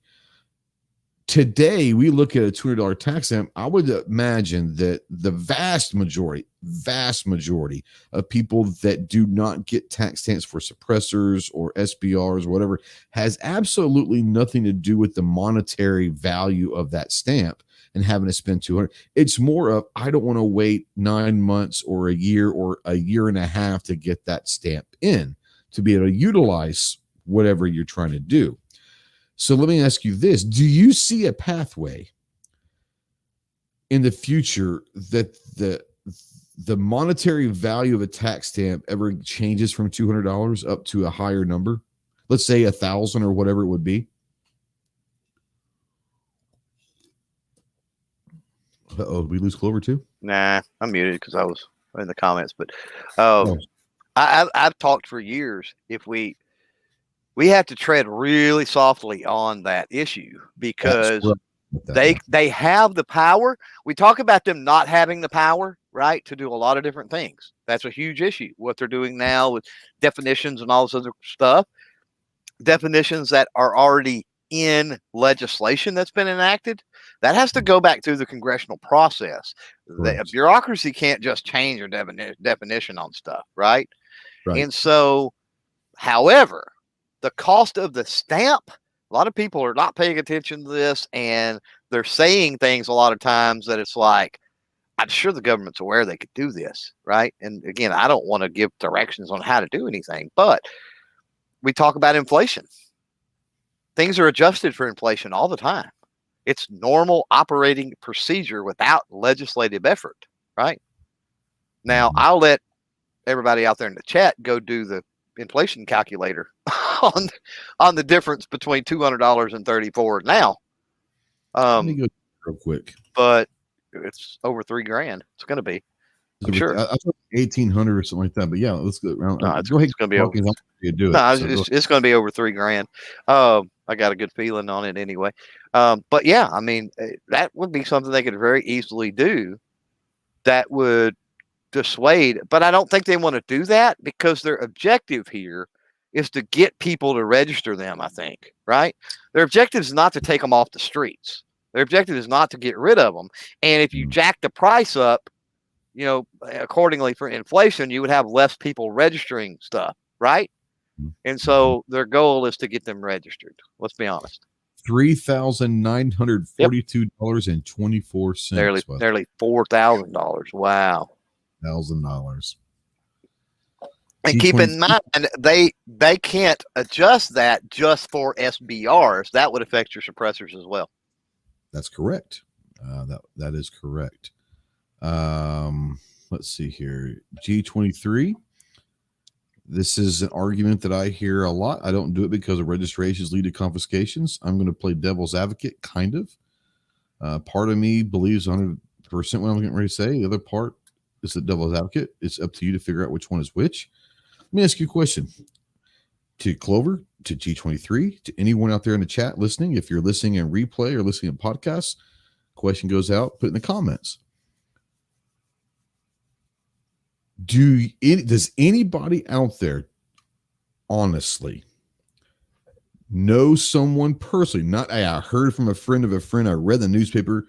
Does anyone know anyone personally that has ever been raided and confiscated without committing a crime? Yeah, some other violation. Some other violation. Does anyone know anyone that the ATF has ever knocked on a door and said, we're here to confiscate your guns? Reason why I say that is I hear I'm theoretically and hypothetically asking, but yet not really. Now, don't get me wrong. I think once we get to a point of, all firearms are on a registry, something like that could another issue. Do we get down that road? But we've had machine guns, we've had SBRs, SBSs, AOWs, and suppressors on a registry for a very, very, very long time. I do know people, because I can't go to jail for this, that have machine guns that aren't registered. Why? Because they were acquired post 86, whatever the case may be, that have never went to jail, that still own them, that take them to the range on a regular basis. Nobody asks if they're registered, if they got the paperwork on them, that blah, blah, blah, blah, blah, right? So non-compliance, right? I know people that are in non-compliance with the NFA and have never had an issue, but they've also never had any other run-ins where they've domestic violence and they were in their house and there they were laying on the coffee table or anything like that. You know what I mean? Sure. So that they've never been in a situation that's that they've got. Now that's a risk that they take if they do, obviously. Yeah. But I think even should all of this happen, the receiver thing happen, and the brace thing happen, I still think we're a long, long way from total registration. That being said, they're talking about universal background checks again. Pretty seriously talking about universal background checks again. There's some Republicans that are behind. Yes. And the problem with universal background checks is that absolutely does not work. There is absolutely zero enforcement on that without a registry. So that's the hurdle. If we're worried about a registry, we don't need to be worrying about something that's been around nearly 100 years becoming the registry. We need to worry about when the universal background check, which involves all firearms, doesn't work, because we know it's not going to work, because the problems they're trying to fix are completely fabricated. So when it doesn't work, then they're going to cry, well, it doesn't work because we don't have a registration. So now we push the registration. But even then, once they have the registration, there is still a leap between registration and the logistics behind confiscation. Yep. You're talking about years. You're talking about dramatic shift. We don't look at, we're not going to have State of the Union speeches. We're not going to have, let me back up and say that, while government transparency is not prevalent as it used to be, right? You're talking about you're not going to know what the government's doing, right? At all. Everybody is blacklisted. The news outlets that we all hate, mainstream media, lamestream media, are not allowed anywhere near government. And they pass laws and do things and enforce things. The feds are in your neighborhood. They do it all from a federal level. They circumvent, bypass state and local law enforcement to enforce things. You're talking about military state style stuff that you're going to see coming. It's not going to be a situation where we have open and free voting and we have all of the perks that we have now. A lot of other things are going to go away, not 2A related, before we ever get even close to a confiscation point. The interesting thing is this, and this is way off topic, but one of the most, and I'm not going to say it's the most because I don't want to make a defining statement about a definite thing, but it's definitely up there among the most dangerous, let's call it dangerous things that's ever happened in our government was the Patriot Act. And if we remember, the Patriot Act was right after 9/11. And at that point, it was guised in, we need to find out who the terrorists are. And everyone was like, hell yeah, let's do this. And no one really took the time to read the Patriot Act. You were talking about the FBI being in neighborhoods and we'll call it surveillance and all of this stuff, whatever. If you ever take the time to go and read the Patriot Act, we just supported something that gives the government free reign to do pretty much whatever the hell they want. It's a very dangerous bill. That has nothing to do with what we're talking about tonight. It's just one of those things that popped up when you start talking about the FBI being in neighborhoods and all of that. If you've never read the Patriot Act and you've got a couple hours, go find a copy of it somewhere online. They're out there, and read it and really think about what we just gave the federal government the availability, the power to do. It's scary. I don't believe that there's any way in hell in 2021, 20 years after September 11th, that the Patriot Act would have ever gone through today. It's scary, folks. Just saying. Patriot Act is scary, scary stuff. And we supported and said, the blind eye said, go get those bastards. Yep, whatever you got to do. The reason why I bring that in is when you said that, but two, you're bringing up, we'll really never know what government does. The transparency's gone. The transparency on the Patriot Act was not there. And I think that it changes things.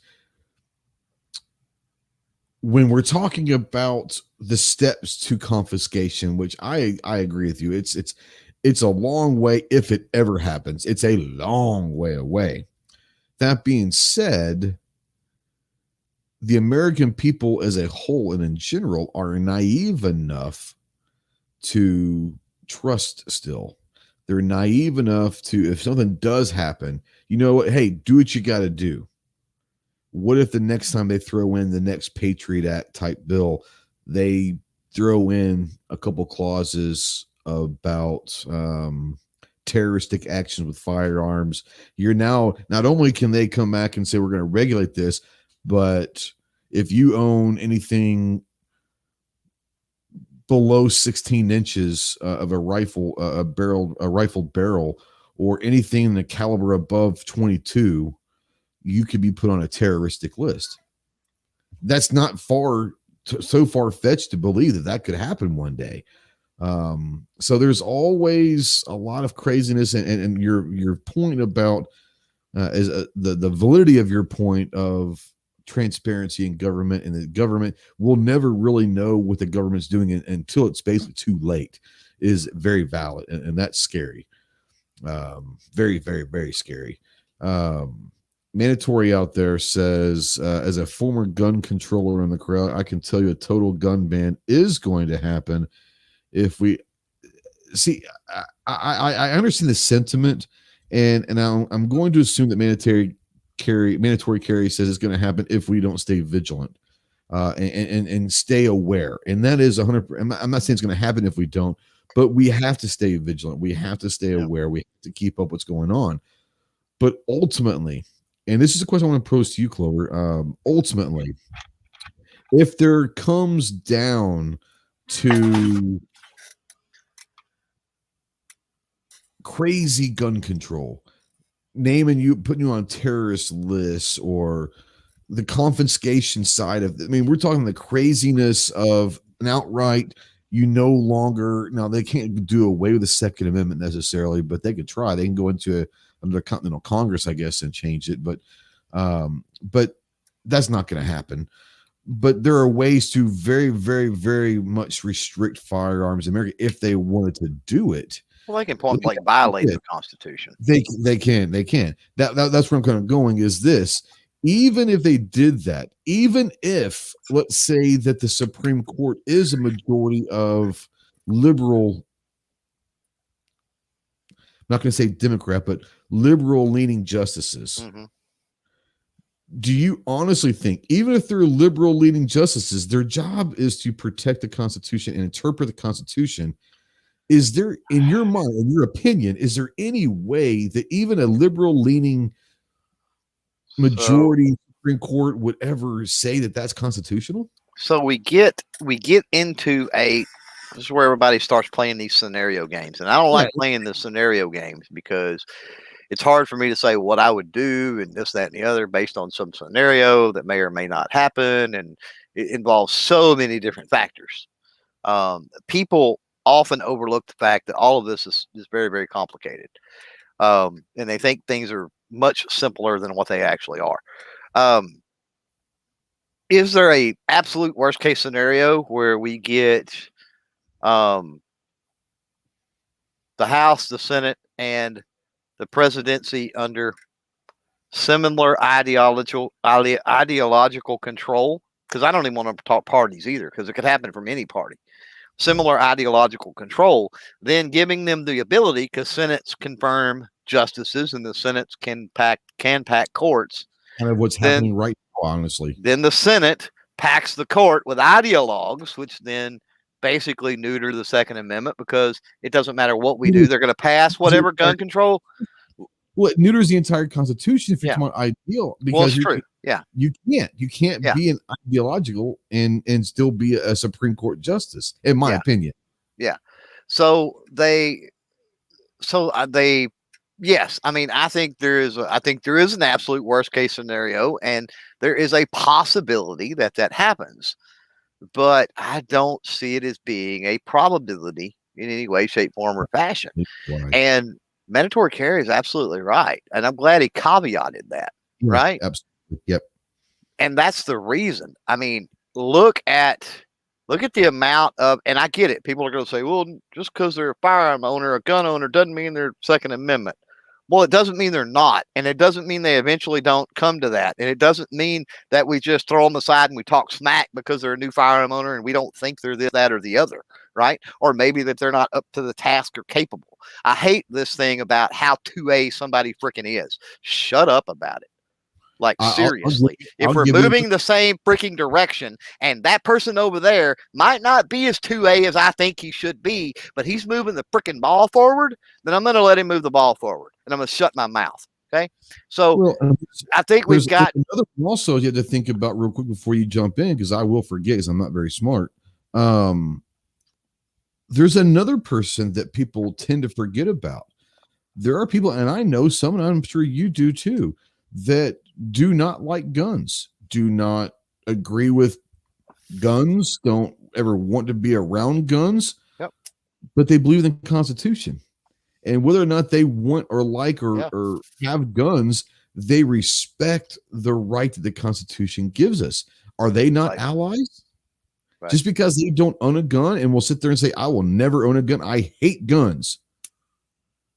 Are they not still an ally if they are constitutionalists at heart and say, you know what, I don't like them, but I'm not going to say that you can't have one? Are they not our allies? Let's be honest, okay, for a minute. The reason that the ATF is doing what they're doing is because they can't get it done legislatively. Boom, there it is. Even if they got it done legislatively, right now they would have court struggles, and so that's why they're trying to deal with that. Also, they're in a time crunch because I suspect Midterms. Biden is not gaining any points with the Democrat Party at all. Ooh. And I suspect the House goes back to the Republicans in midterms. I think the Senate might. That's both. Yeah, you're right. No, both. I agree. Both. And that's pretty common in midterms, right?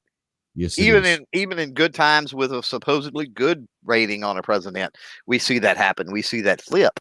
At that point, they can't do anything, right? And in the last year, and it is continuing, we're pulling more and more people into the gun owner space, which is, I get it, not a 2A advocate or activist, but it's at least adjacent, right? And so I think it's progressively on a federal level. Now, maybe not on a state level, and especially like New York, New Jersey, Maryland, California, Washington, some of those, right? I get it. But even in those states, I see people standing up and fighting and making some kind of wave. I mean, look at the decision in California, right? Huge. Okay, that may not be, we may not have won a 2A battle there, may not really can count that as a win. Kind of depends on your perspective, but it's making waves. Kind of the war. Yeah, absolutely. Well, it's making waves for sure, right? In California. So, which hasn't happened in a long time. So I think better days are ahead. I'm not going to be, people want to be gloom and doom, like registration's coming and this is coming and that is coming and this is coming. I'm going to be positive about it. I think better days are ahead. I think we're seeing signs that better days are ahead. And if you don't want to take that outlook, that's your right, your prerogative to do so. Yeah, Weston says state level is where most 2A legislation has been the last several years. Well, you look at, which is interesting to me, and we've had this discussion privately. We brought it up during some of your Texas to constitutional carry live streams and all of that. To me, and I want you guys' opinion out there in the chat as well.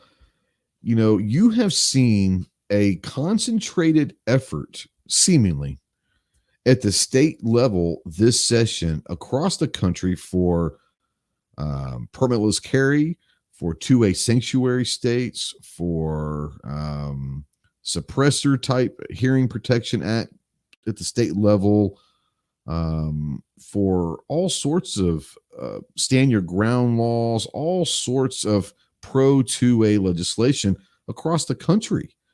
And to me, it does not seem like that was just a fluke.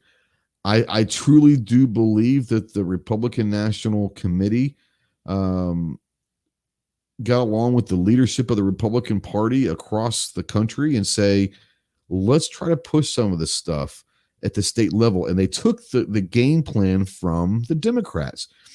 We talked about for years, the Democratic Party, whether we like it or not, guys, they're extremely efficient and they're extremely good at death by 1,000 cuts, not just in 2A stuff, but in politics in general. If they don't feel that they can get the home run ball, or let's use football, because I know that you used football analogies before. They can't get the Hail Mary bomb, but they can get 3-4 yards at a time. 1-2 yards here, 1-2 yards. Next thing you know, it's instead of happening in 10 seconds, it's happened over 11 minutes, but they still got to the end zone. I think the Republicans said it's something that we can utilize. Let's go cut by cut, cut by cut, cut by cut. And for the first time in a long time, it seems to me a concerted effort across the country, at least in the South. I can't say that about up north, but in the South, where I'm more apt to hearing the news about all of that, there has been a concentrated effort, it seems to be, pro 2A, a bunch of them. And add these up. Arkansas's passed 4 or 5 really awesome pro 2A stuff this year. Texas not only does constitutional carry, but you've got the suppressor. You've got several things that Texas has done. States all across Oklahoma, all of these, Texas is the 21st state now with constitutional carry. Excuse me. It will be. He's not going to veto it. No, it will be. I agree. Yeah. So, I mean, unless Louisiana beats it. Unless Louisiana beats it well, that's true. to it. That's, yes, that's true. Yeah, for the number 21 anyway. Not right. yet. And I've got the shirts and the stickers made. So come on, Abbott. Yeah. So it's just one of those things where I think that's something that we have taken from the Democratic Party and utilized this year. At least it looks like to me, that we've done really well with. And Weston's right. The state level, the local level, it seriously starts at the local level.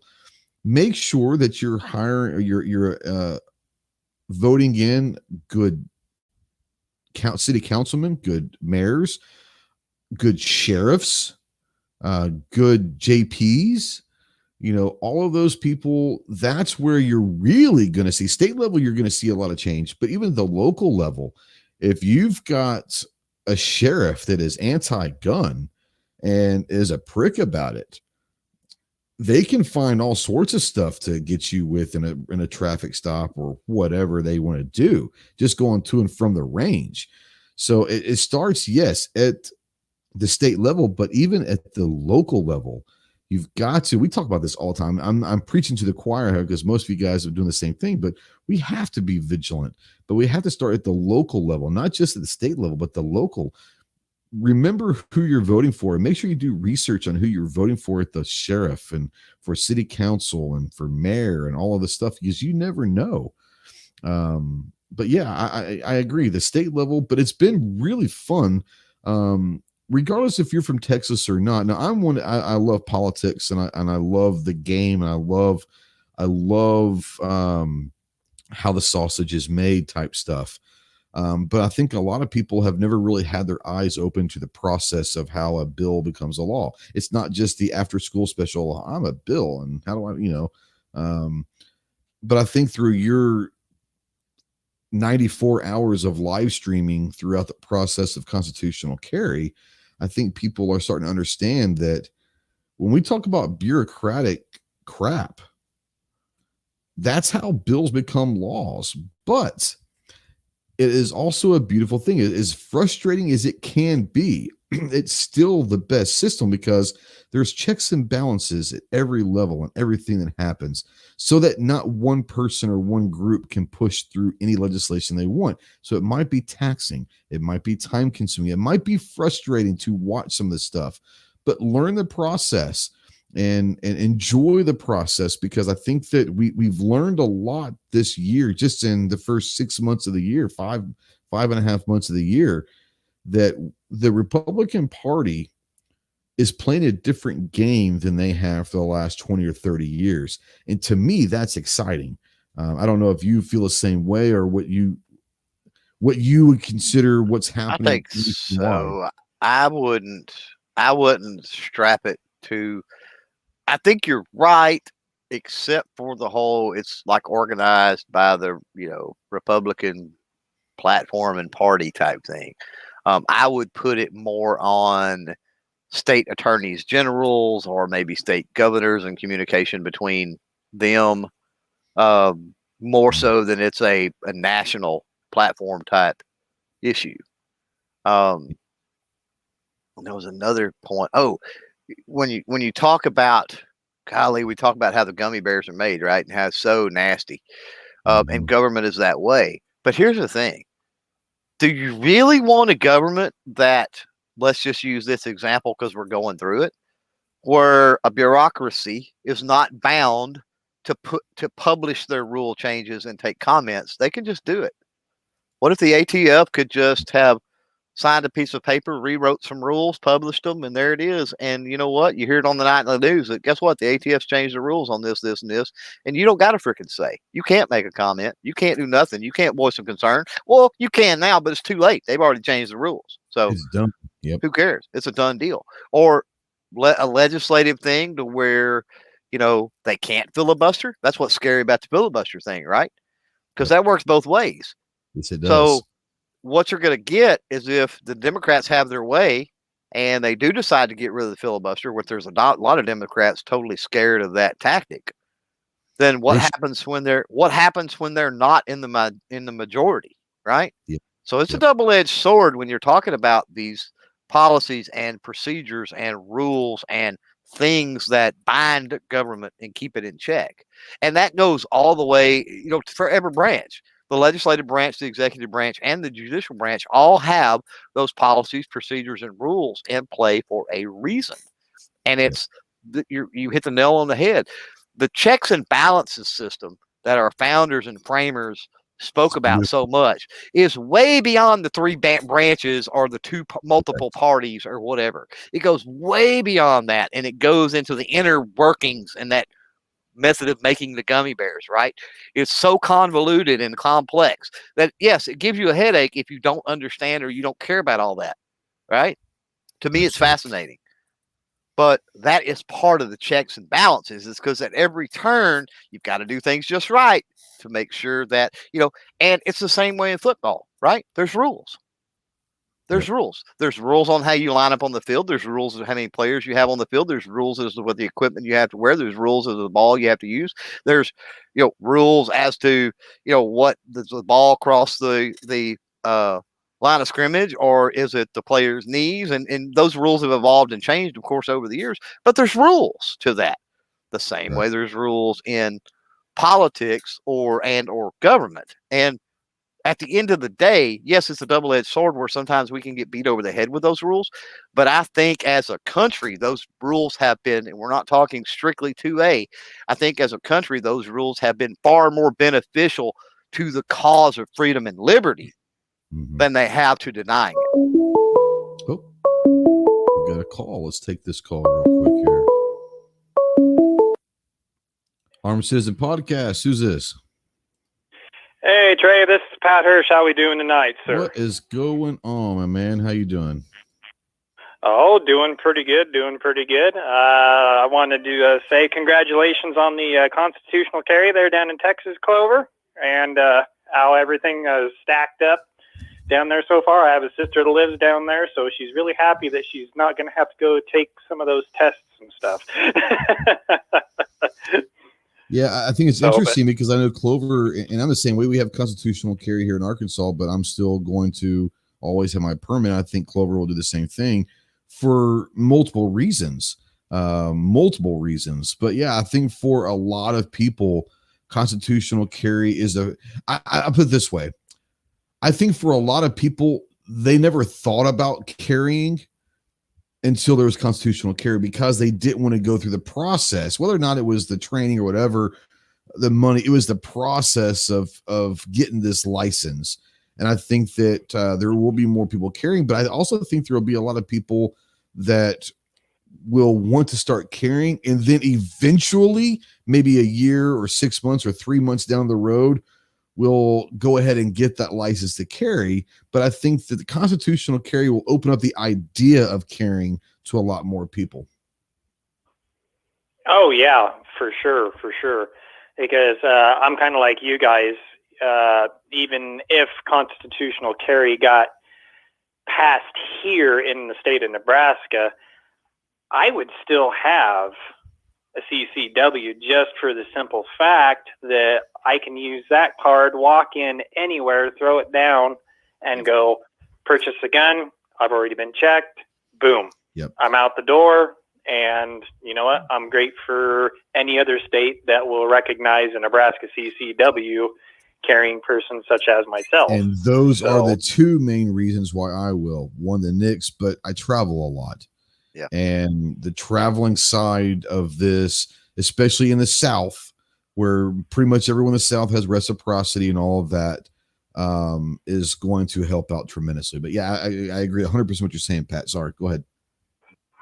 Yeah, no, I just wanted to add a little something tonight on as far as how the sausage is made, quote unquote. Yeah, sure. When I sat in on the commissioners meeting when the Webster County became a 2A sanctuary state, and then eventually Nebraska became a 2A sanctuary state itself, or sorry, county and then state level finally got passed. There was something interesting brought up in the newspaper that said, well, why was this just a one-sided, they voted on this, and I'm guessing I'm guessing, and I'm just throwing this out there, either a liberal or a Democrat maybe in the mix on that, put it in the newspaper that, well, they should have brought this up at another meeting and they should have had it published in the paper. And it's like, okay, listen, if we had to have everybody have a vote on every single little thing that the county commissioners had to do, we wouldn't have time for anything else. No, you're so absolutely right. if it was that important to you, why weren't you there at the county commissioners meeting when this was going to be brought up, when they had it published in the paper, like a bunch of us did when this had got brought up at the county level, and we went there and sat in on it, and the sheriff was there. I'm really lucky in our county, like a lot of other little counties here in Nebraska, where just about 90% of the counties in Nebraska are going to be that pro 2A county. And so I guess I'm one of the lucky ones where the sheriff's on board, the county attorney's on board, the county commissioners are all on board. So, yeah. So somebody can't sit there and gripe about, well, it was in the paper. Right. You can't gripe about it. And if we had to have a decision on that everybody had to be there to vote on, because they even said, well, why didn't you put it on the ballot for when we reelected commissioners and stuff? And it's like, well, we can't do that with everything. That's not how government works. Yeah. And I'm the same. I live in the same kind of a small town county and all of that. And I've been to our county court, our county judges, or whatever you want to call it, just to be the quorum court, whatever. I've been to a lot of meetings where 2A sanctuary stuff and all that has been on the docket. And what most people don't realize is when there's something that's getting ready to go to a vote, they open the floor up for public comments. They'll ask anyone have anything they want to say. And if no one's there, then they're going to move on. But if you're there, the only thing that's worse than not showing up is showing up and being afraid to say something. And I think whether you agree with it or not, it's not just because you disagree with it. If you're for something, it's equally as important to speak out for something, to let them know. It's kind of what Clover was saying. It's confirming that this is a good idea in all of that. So absolutely. Yeah. I agree with 100% what you're saying. Yeah. It's like marching all the way down the field in football, getting to the 5-yard line and then not driving it in. Yeah, you know what I mean? Yeah, 100%. Yeah. So, but yeah, that was kind of my 2 cents on the commit. That's on the as far as how the government stuff works, because it's and then like you were saying earlier, it's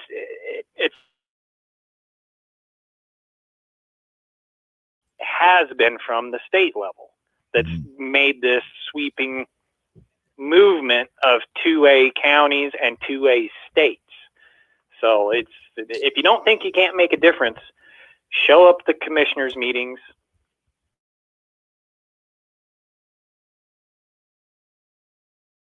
And do it from there. Absolutely. So, yeah. So anyway, that was my 2 cents for tonight. So. Right on, man. I appreciate the phone call. Yeah. Thanks for having me on tonight. It's been a little while. It's been a minute. It's definitely been a minute, but you're welcome anytime, man. All right. Well, you all have a lovely evening, and I'll be listening in on the chat. Right on, bro. Thanks. All right. Later, Pat. Pat Hurst, good guy from Nebraska. And he's right. When people start to think that their voice doesn't matter and no one's going to hear it is when we have issues. If you want to, I want to piggyback on that and say, if you want to really, really, really piss off Clover, right? Make a comment discouraging people. Right. Because I just cannot tolerate that. If you want to be negative and talk negative and whatever, that's fine. That's your right. I said that earlier. Be as negative and as miserable of a person as you possibly want to be. Call it realism, call it whatever, be that way. But if you start encouraging other people to be that way and you start trying to pull hope from other people, I've got no use for you at that point. No doubt. I want to bring up something because this is interesting. Smeggy out there, the Tactical Snowman, our good buddy Smeggy. Smeggy's one of the very first people we met in gun channels as well. That's how it used to be before internet people found out a month. We're talking about the people find out before or after it's too late with rules changes and all that is where it's stemming from. Mm-hmm. He said that's how it used to be before internet people found out a month after it changed. They still had open comments, but no one knew about it. And it was harder because you had to send a letter. That's why the periods are 90 days. That's right. But that being said, the sentiment of the internet has changed a lot of this. Not only being able to comment literally any second of any day in those 90 day period as many times as you want through a keyboard. Right. More importantly, information. We know about these comments now because people are out on the internet saying, hey, yep, I know that 99% of the population don't have the time to continue to surf the ATF and find out what's going on, but I have the time and I'm willing to do it. Here's the information. Here's the link to go comment. And now that link is spread everywhere. We saw what happens in December when people noticed this rule definition of a pistol brace on December 18th. And we still don't know the exact number, but I think it's well over 150,000 comments. That's my guess, my speculation. But literally 13 days later, they said, we're done. That doesn't happen without the internet. I truly believe that.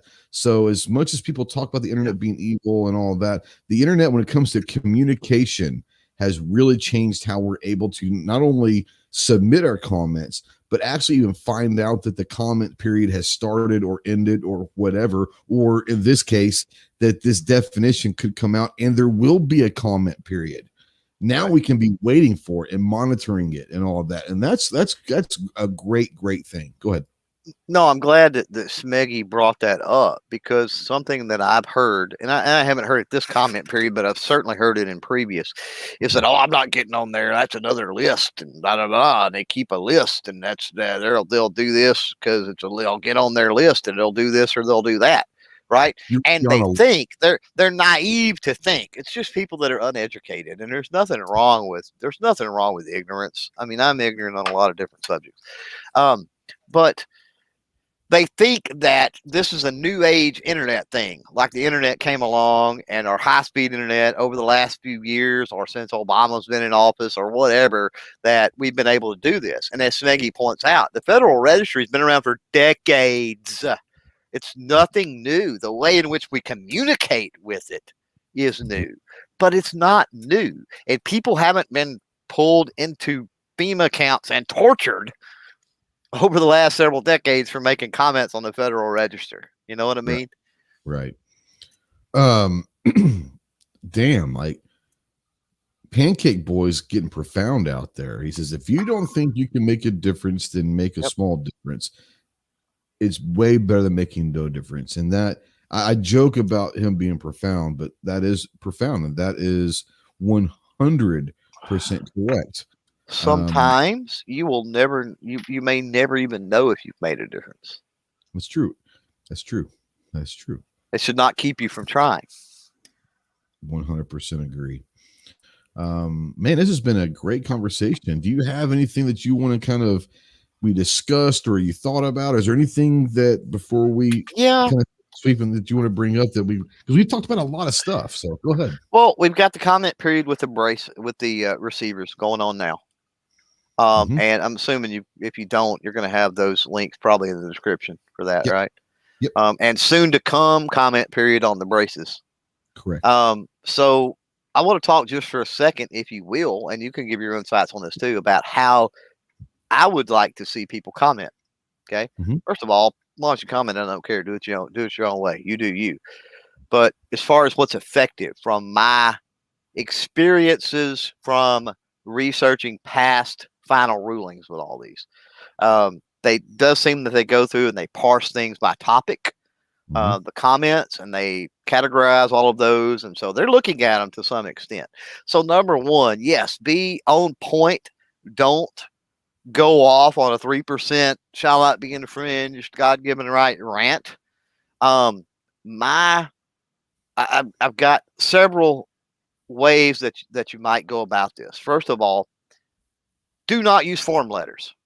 Absolutely do not use the copy and paste form letter stuff. Don't, because they see that. And just like our side makes fun of the 81% that happened here in Texas with Moms Demand Action and how funny that is, right? That's what they're going to do. They're going to make fun when you just spam. So when you regurgitate talking points, it is seen as regurgitating talking points. Be original. Okay. If you're out there and you've got the ability to get those form letters as a template. Exactly. So my suggestion, I have two, is, and both of them involves making multiple comments. So you want to make your comments, first of all, write the rule change. And I don't remember the number offhand. Definitely reference that. Definitely say you are for or you are against it. Say that, right? Because your comment may be interpreted one way or another, but point blank say, I am for this, I am in favor of this rule, or I am 100% against this rule. Point blank say that. Then break your comments out into individual topics. Don't write a 4-page comment. If there's 3 or 4 different topics in that 4-page, break them out into individual. Now, if you need help, utilize a form letter from GOA, Second Amendment Foundation, whoever has those form letters. Take those different sections out, reword them, submit each of those as your own comment. Or GWebs has been going live and going through some of the comments. Go to the registry, scroll through some of those comments, and the ones that you think are good, don't copy and paste them, but reword those in your own words and resubmit them. Do that for 10 different comments. If you find 10 different comments and you go like, whoa, these are some awesome points, reword them, repost them, but make sure you reword them. Make sure you put it into your own words and your own thoughts. And that's my suggestion on how to comment effectively on this type of stuff. Yeah. I did put the links out there once again to the stabilizing brace definition change and the firearms with the definition of frame or receiver. That one actually has the link right now to go make a comment. The link for the pistol brace, when there is a comment period, it starts and it is entered into the Federal Register. That will have a link on that to get to the comment section. And I agree 100% what you're saying. I will say this as well. First of all, mandatory carry says, oh, please do say what part of shall not be infringed do you not understand, dummy? Please do exactly that. A little tongue in cheek there, but you know, we all want to do that, right? No, we all say, that's what we're thinking. That's what we're thinking, right? So under your breath, say that to yourself while you're typing, but don't type that. Yeah. I would say, as far as my strategy towards comments, and this is the strategy that I use, I think that you do something similar. What I would suggest you do, and if you've never done this before, I'm not saying you've never commented, but if you never use a strategy, it actually might help you. It helps me, because when I start typing or writing, my mind's going 11 different directions and it gets all crazy. So what I do is I will start up like a notepad or something on my phone or my computer, literally even a piece of paper and pen. I keep little pads of paper with me everywhere I go, at my desk and here and all of that. And I just scribble stuff. I'm in the middle of the day, I'll just scribble something down so I don't forget it. But if you're wanting to make a comment, and let's just say it's on the pistol brace when it happens, let's utilize that. And what I want you to do is try this, is do bullet points. Write down every single reason why you think that you want to put in that comment. Not a paragraph on each, just bullet points. And if there's 7 different things that you want to put in your comment, your 7 bullet points, that's 7 comments individually. Yep. I suggest that you not write a long War and Peace letter to the ATF in a comment with 11 different topics in that. Write 11 different comments, and each comment being 1 to 2 paragraphs at the most, but be it succinct, be direct, be as much as you can, be intellectual with how you write. copy and paste and then change words if you like the structure of someone. But instead of writing one comment with 11 different sections, write 11 different comments with one section each. I promise you, I personally would rather read a 2-paragraph comment than if I see something that's got 11,000 words in it, I'm just going to sit there and say, hey, intern, you got this. Not even going to read it, but try it that way. And you might actually, as you're writing down your bullet point list, you might sit there, oh, you know what? I want to add this that you might not have remembered if you just start sitting down typing. Keep everything organized, succinct. If you have 11 bullet points that you want to talk about, then do 11 separate comments. There is no limit as to how many comments you can send in. So go ahead. Oh, I was just going to add to that. I was going to wait till you were done and say, hey, if you make your 11 comments and a week later, comment periods are still up and you think of something or you hear somebody say something and you go, whoa, that's a cool idea. Go back and comment 12 times. There's nothing wrong with that. Do it. Or 1,100 times if you want. Right. Do it. G-Webs was live earlier. I think he said it was like 17,000 comments or something. And I go, yeah, I'm only responsible for like 10,000 of those. So right, we're doing good. Yeah, exactly. G's out there. G, you probably weren't here earlier in the show, but I do want to say thank you to you if you're still out there. 4 years on YouTube. And G is the OG, but G is my mentor, probably Clover mentor, a lot of people's mentor, not necessarily how to do YouTube, but how to navigate all that entails this YouTube sphere. And what's beautiful is he totally hates you saying that, I'm sure. He absolutely hates me saying that. He won't talk to me for another month because of I said that. But I saw him there, and I do want to say Smeggy's one of those other ones. Like I said, gun channels really helped a lot of us back earlier in the day, but thank you personally to G-Webs for helping me navigate this crazy train that is YouTube. So one more thing, if I may, on the comments that I think is important for people out there to realize. Even if it's an very obscure thing, right? You're reading through this proposed rule change and you see something and you go, hey, that's not right. I don't agree with that. Right? Take note. You're reading it could be buried. It could be buried. I don't know how many pages down in an obscure paragraph somewhere. And you see that and you're like, this don't make any sense. That may be something 17,000 other people have glossed over. Right? Yep. Comment on that. Why? That may be the one thing that sticks in their craw and they go, oh, snap. If we do this, the court's going to strike it down. Mm-hmm. You may come up with the one thing that's the Achilles heel for the whole thing. You might just come up with that. So be vigilant, read the things. Again, come up with your own words. You may be the one that stops it. You never know.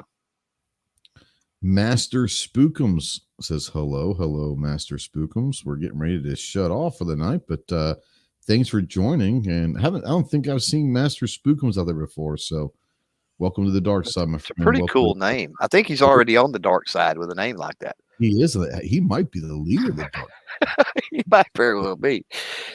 Like, damn, that's that. And I love the avatar. That's pretty badass, you know. But yeah. Midnight Range, he had to jump out, obviously. But he said, this is going to be tough to talk them out of banning braces. They want them gone. And I think to some extent, I think he's right. I think not banning braces, I think it's going to be tough to get them away from regulating braced firearms. I think they're not going to ban. I truly don't think they're going to ban them, because I still think you've got a very large Supreme Court and the Disability Act. But I think it's definitely going to be something with a regulation, with a tax stamp, and or something like you and Midnight were talking about earlier. If you're going to have a brace, you got to have a doctor's note, something to the effect.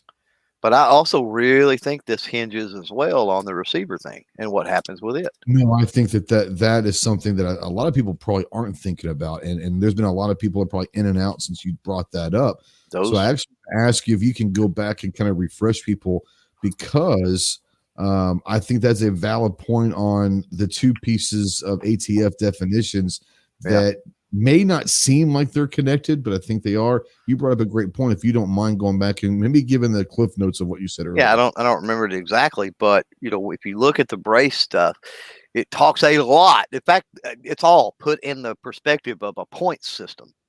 And when you're talking about a point system, you're talking about an importer, a manufacturer, you're talking about something like that, not the average person, right? Right. So they're not talking about the average person in that rule proposal at all. But yet they're talking about the average person as far as the point goes. Right. Yes. As far as the point system, how's the average person to know that point system, right? Because that's something set up for, again, the FFLs, the dealers, the distributors, the importers, that side of thing, the industry side of things, right? Not the regular person. So are they hinging the brace thing, hedging their bet on a win with the receiver things, which then basically bans us from, as private citizens, building our own firearms, right? And then they didn't address that in the brace because they foresee winning on that front. So is it just an extension?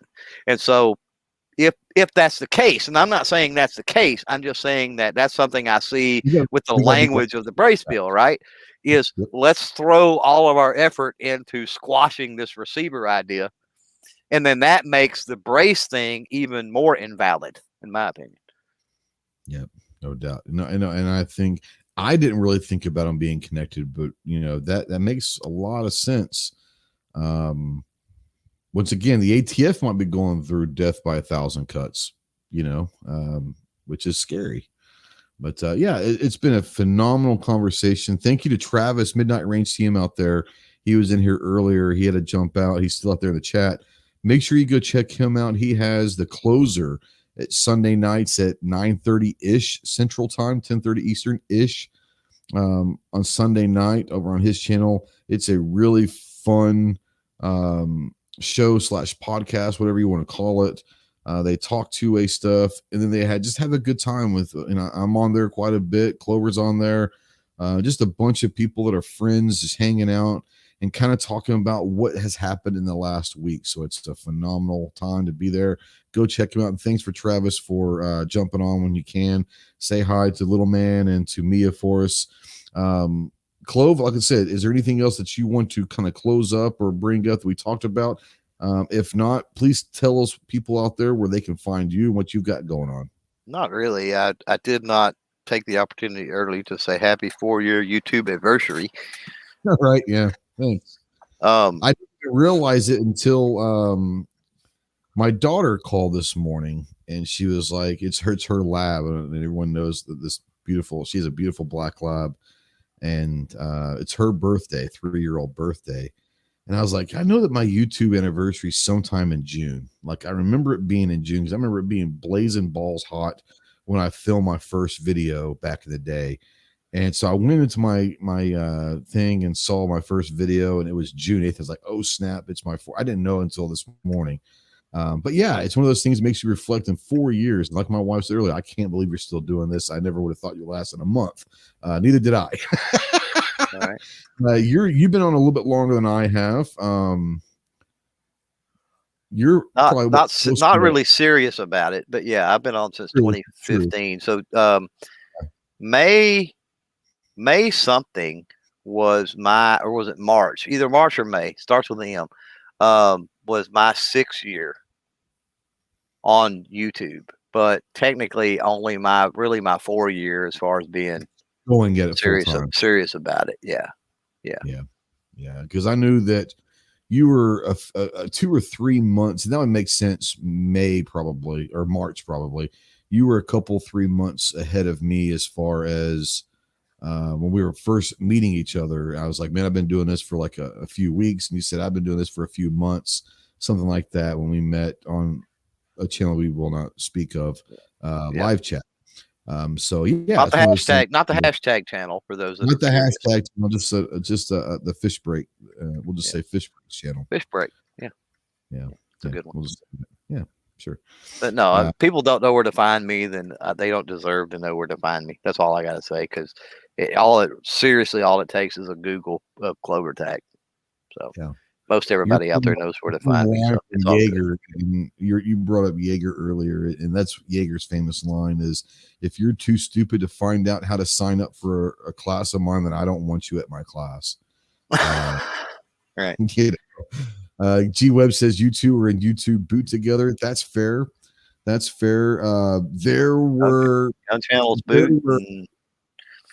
Man, I tell you what, I mean, honestly, if you think about it, there were times that you and I and like Smeggy, or sometimes just me, you, and G were on the phone or a chat for hours. Like sometimes at like 4 a.m, hours early on, and trying to learn how to navigate and learning different things. And to this very day, you and I, we should not have gone to SHOT Show our first year.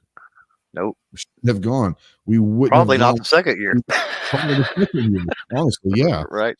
Had G-Webs not told us how to navigate certain things and all of that. So it's not just the channel, it's everything. It's building a brand, building a business, marketing and swag and patches and everything that he's done for us. And it's not like I'm going away or anything. It's just it's one of those things where I just happen to have an anniversary. What? You're not quitting YouTube? What? That's the know, popular thing to do, is quitting YouTube. Yeah. So, you know, I say this is a fish break statement. I think better days are ahead on YouTube for firearm related content. And I've talked to you behind the scenes, G, you know, a lot of people. I can't get specific yet. Hopefully in the next few months I'll be able to. Because I've been working on this for a very, very long time, for over a year now. But I'm telling you, I think better days are ahead. I think we're going to see it. And so that's what also makes me optimistic about the future of 2A, right? And the future of the way society and things go. And politics typically feeds off of society. I mean, if they know that 2A gun people, not even 2A, if they know gun people, right, are a majority of the country, then they're going to be scared to tackle gun-related issues, I think. So it bodes well for us even if we're just adding gun people, not 2A people. I think it bodes well for us. Yeah, absolutely. Knives out there. Knives, one of the very first people we met. Man, a staple over at gun channels. Held lobby chats that he wasn't even in. He just opened them up for us to go talk, and he wasn't even there half the time.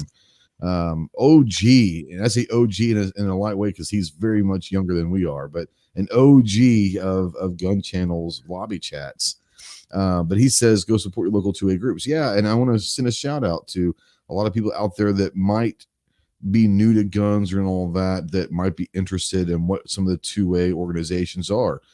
We talked earlier about California. And that probably wouldn't have happened if it wasn't for FPC, the Firearms Policy Coalition out there in California. Brandon, those guys doing phenomenal work everywhere, but especially in California. So if you're looking for people out there to support, follow, go do some research on Firearms Policy Coalition. Go do some research on Gun Owners of America, Second Amendment Foundation, the NRA. Yes, I said the NRA. Regardless of what you may think and what I think, I'm not a member right now, but it doesn't mean that I don't keep up what's going on with the NRA, and hopefully everything works out for the best with the NRA. But yeah, those are the national level ones. There's many other ones. People don't think about this, but USPSA, if you're a competitive shooter, IDPA, 3Gun, Cowboy, those organizations are 2A organizations as well, because you're exercising your 2A rights by enjoying those competitions. So if you're a competitive shooter out there,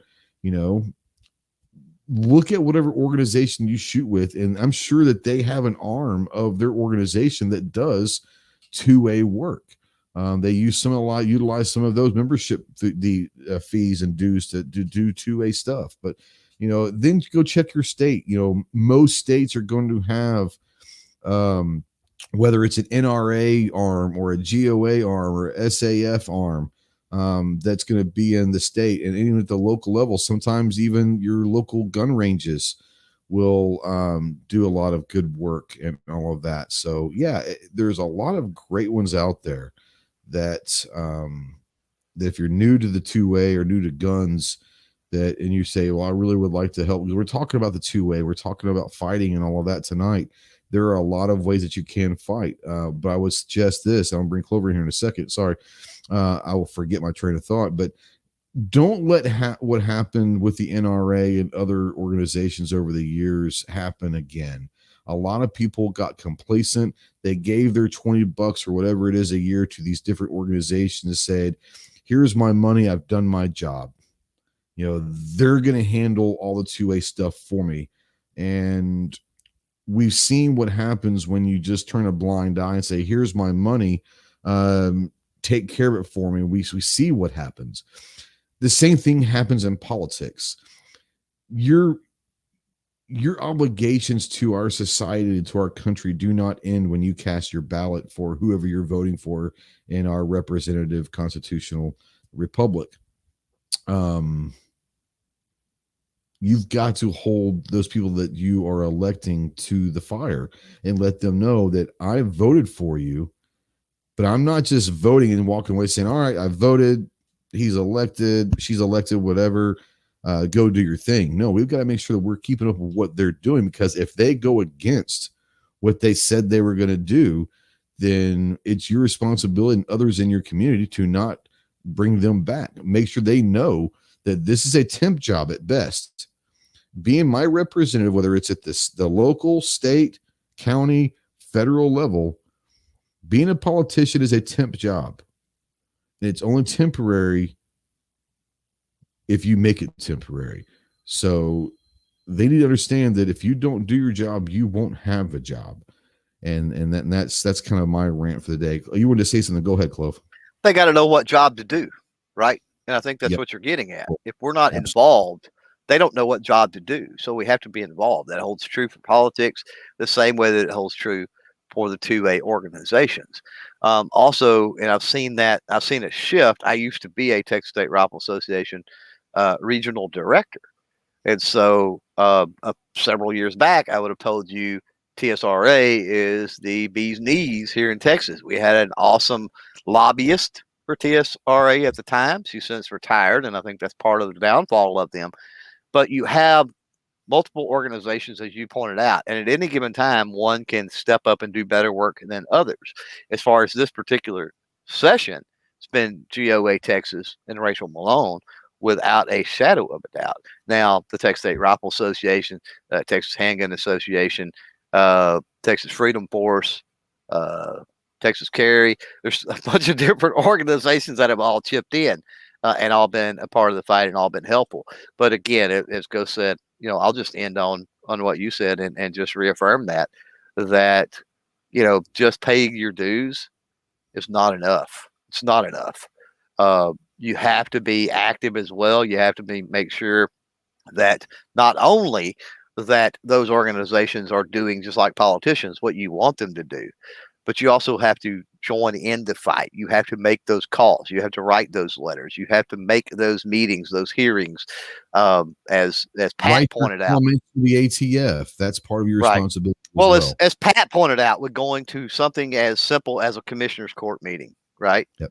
Anytime that we've discussed here, sanctuary, for example, is really the only thing, or if there's like something to do with a range outside the city limits in the county or something like that, I'm there. Now, I'm not there for off the wall stuff that I could care. I'm not that passionate about, like bridge and road crew or something. It's like, I've got a pretty good commissioner. Honestly, he handles everything. I don't have any complaints. So a new stoplight up on XYZ Street. Right. I mean, there's, and you got to make a decision. I mean, but if 2A is important to you, you show up for those particular things for sure. No doubt. What you got coming up? You have any cool podcasts or projects or thing in the mix coming up? Wait, no. Frickin' Abbott signed constitutional carry. I had to do a podcast today because I had to admit that I was wrong. And I had a viewer. I unsubbed from you. I'm not gonna lie. You've been lying to us this whole time, so I unsubbed from you. I know it was horrible. But no, I had a viewer call me out, and I totally was misunderstanding the way that it works once a bill is passed in Congress, you would call it Congress, in the legislature, I guess it would be. And then the governor, as far as the time frame, he has to sign it. I was confused. I knew there was a 10-day and a 20-day, but the way that fell, depending on the session, I misunderstood all of that. And I had a viewer set me straight, and he linked to the Texas rules, whatever it was, and I read through them, and I'm like, dude, I have thought that the wrong way this whole time and been telling people wrong. And I'm like, you know what? I'm man enough. I'm going to just, people need to know the correct information more than me manning up, to be honest. And I'm like, I'm going to go have a podcast, admit I was wrong, say, hey, here's the code, here's how it's supposed to be. My apologies.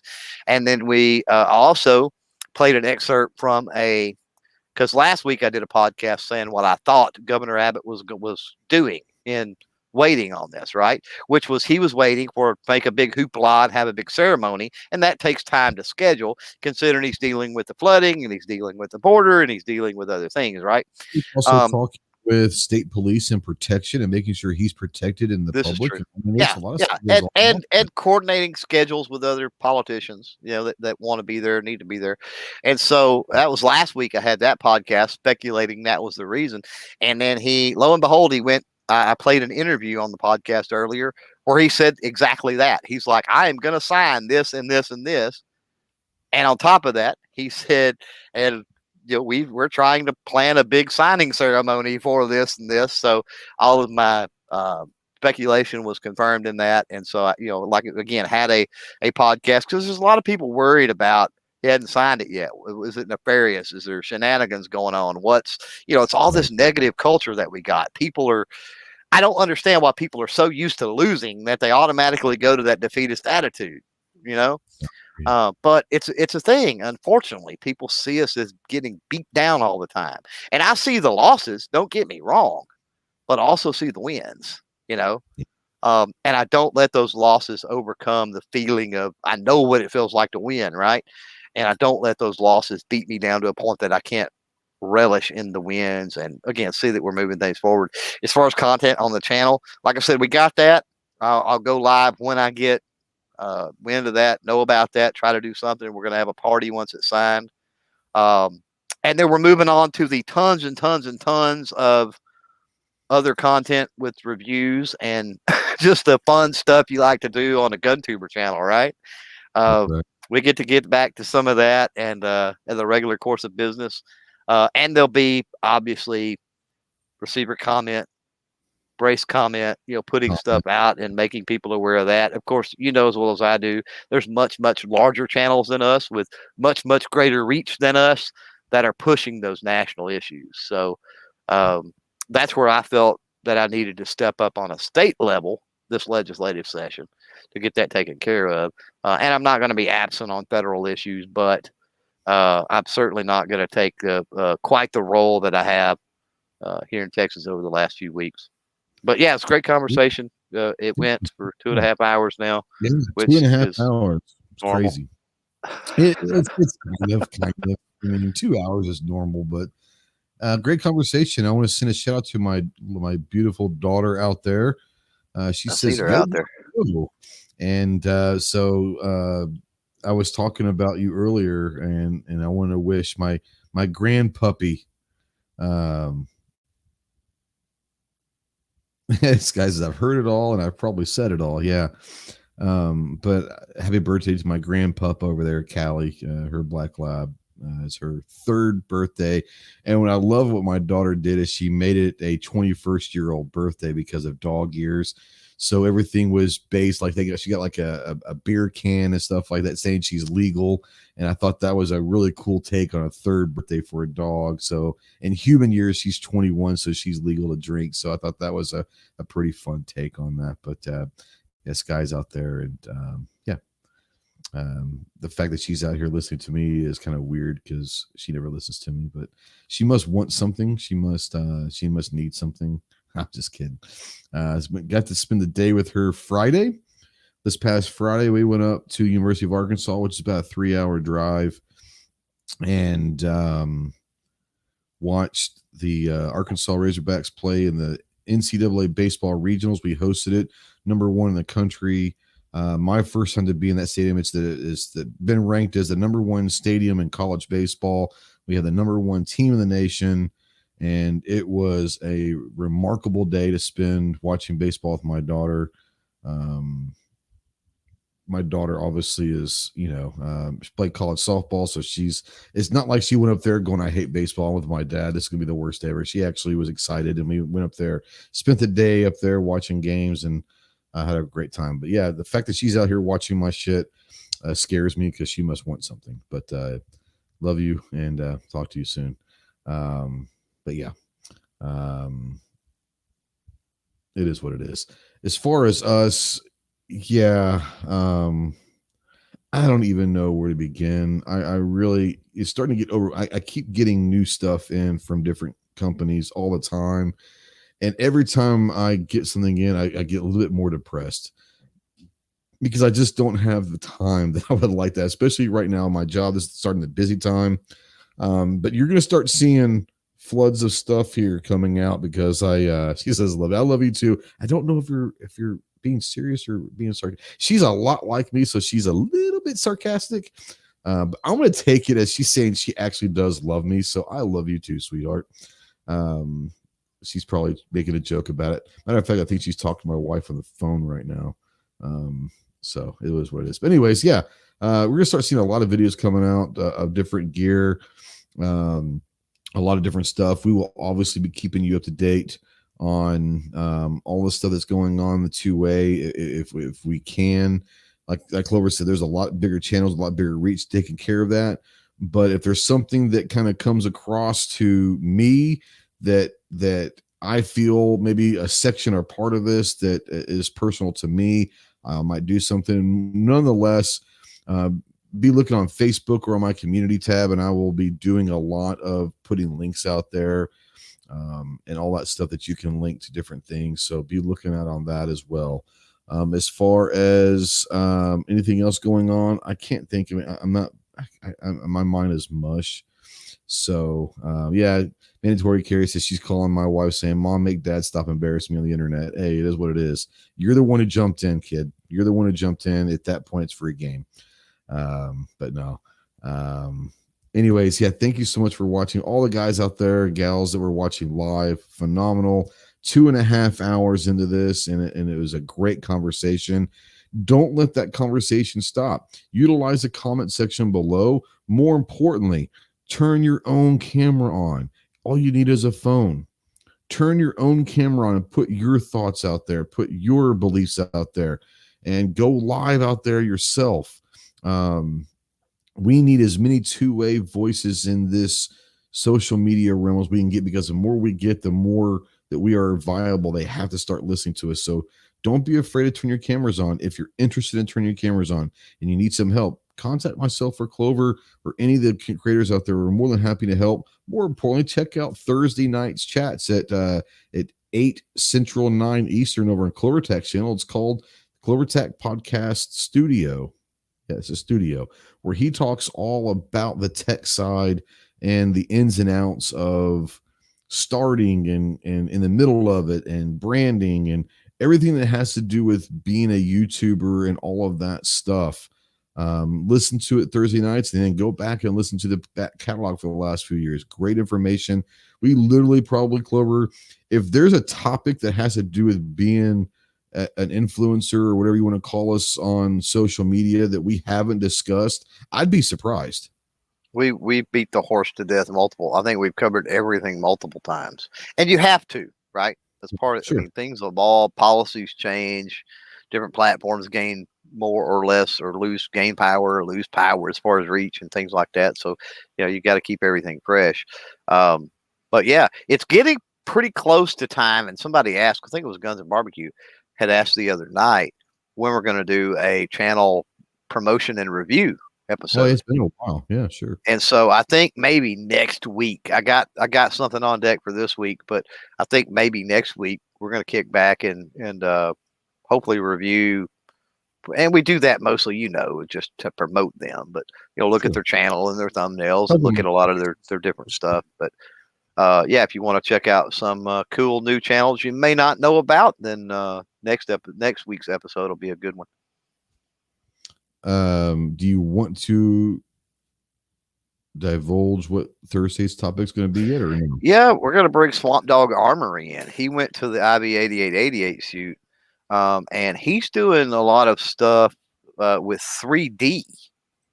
And so I'm going to let him come in, and I'm going to kind of give him the floor a little bit. We'll have questions for him, I'm sure, but let him kind of talk about 3D, because that's something I'm not up to speed on. That sounds interesting. I'm not smart enough to see three-dimensional, so three-dimensional firearm related content that could be interesting. Yeah, absolutely. Thanks lots for. I want to say one thing before I go. I'm trying to give you hell A&A out there. He says NRA has been pretty worthless for many years, but they love your money. Please don't spread that shit. The NRA has some amazing things that they do. The ILA, which is the political arm of the NRA, the ILA, I would say, yeah, they've been kind of shady for a while, and I'm not trying to get on to you, but the NRA to this very day still holds some very, very, very important things that are gun related, whether it's youth, whether it's instruction, whether it's training. So putting that blanket statement out there, especially with newer gun owners out there, they hear the word NRA is worthless. That's hurtful to our cause as a whole. If you want to say the ILA is worthless or the ILA hasn't done much, they love our money, I got no problem with that. But throwing a blanket and just disregarding everything that the NRA has done for 100 plus years on everything that's not political is kind of a slap in the face, because they are still a very viable and important entity when it comes to certain aspects of what we do in the firearm world that we live in. I'm not trying to give you shit, but I hear that a lot from a lot of people. You're not the only one.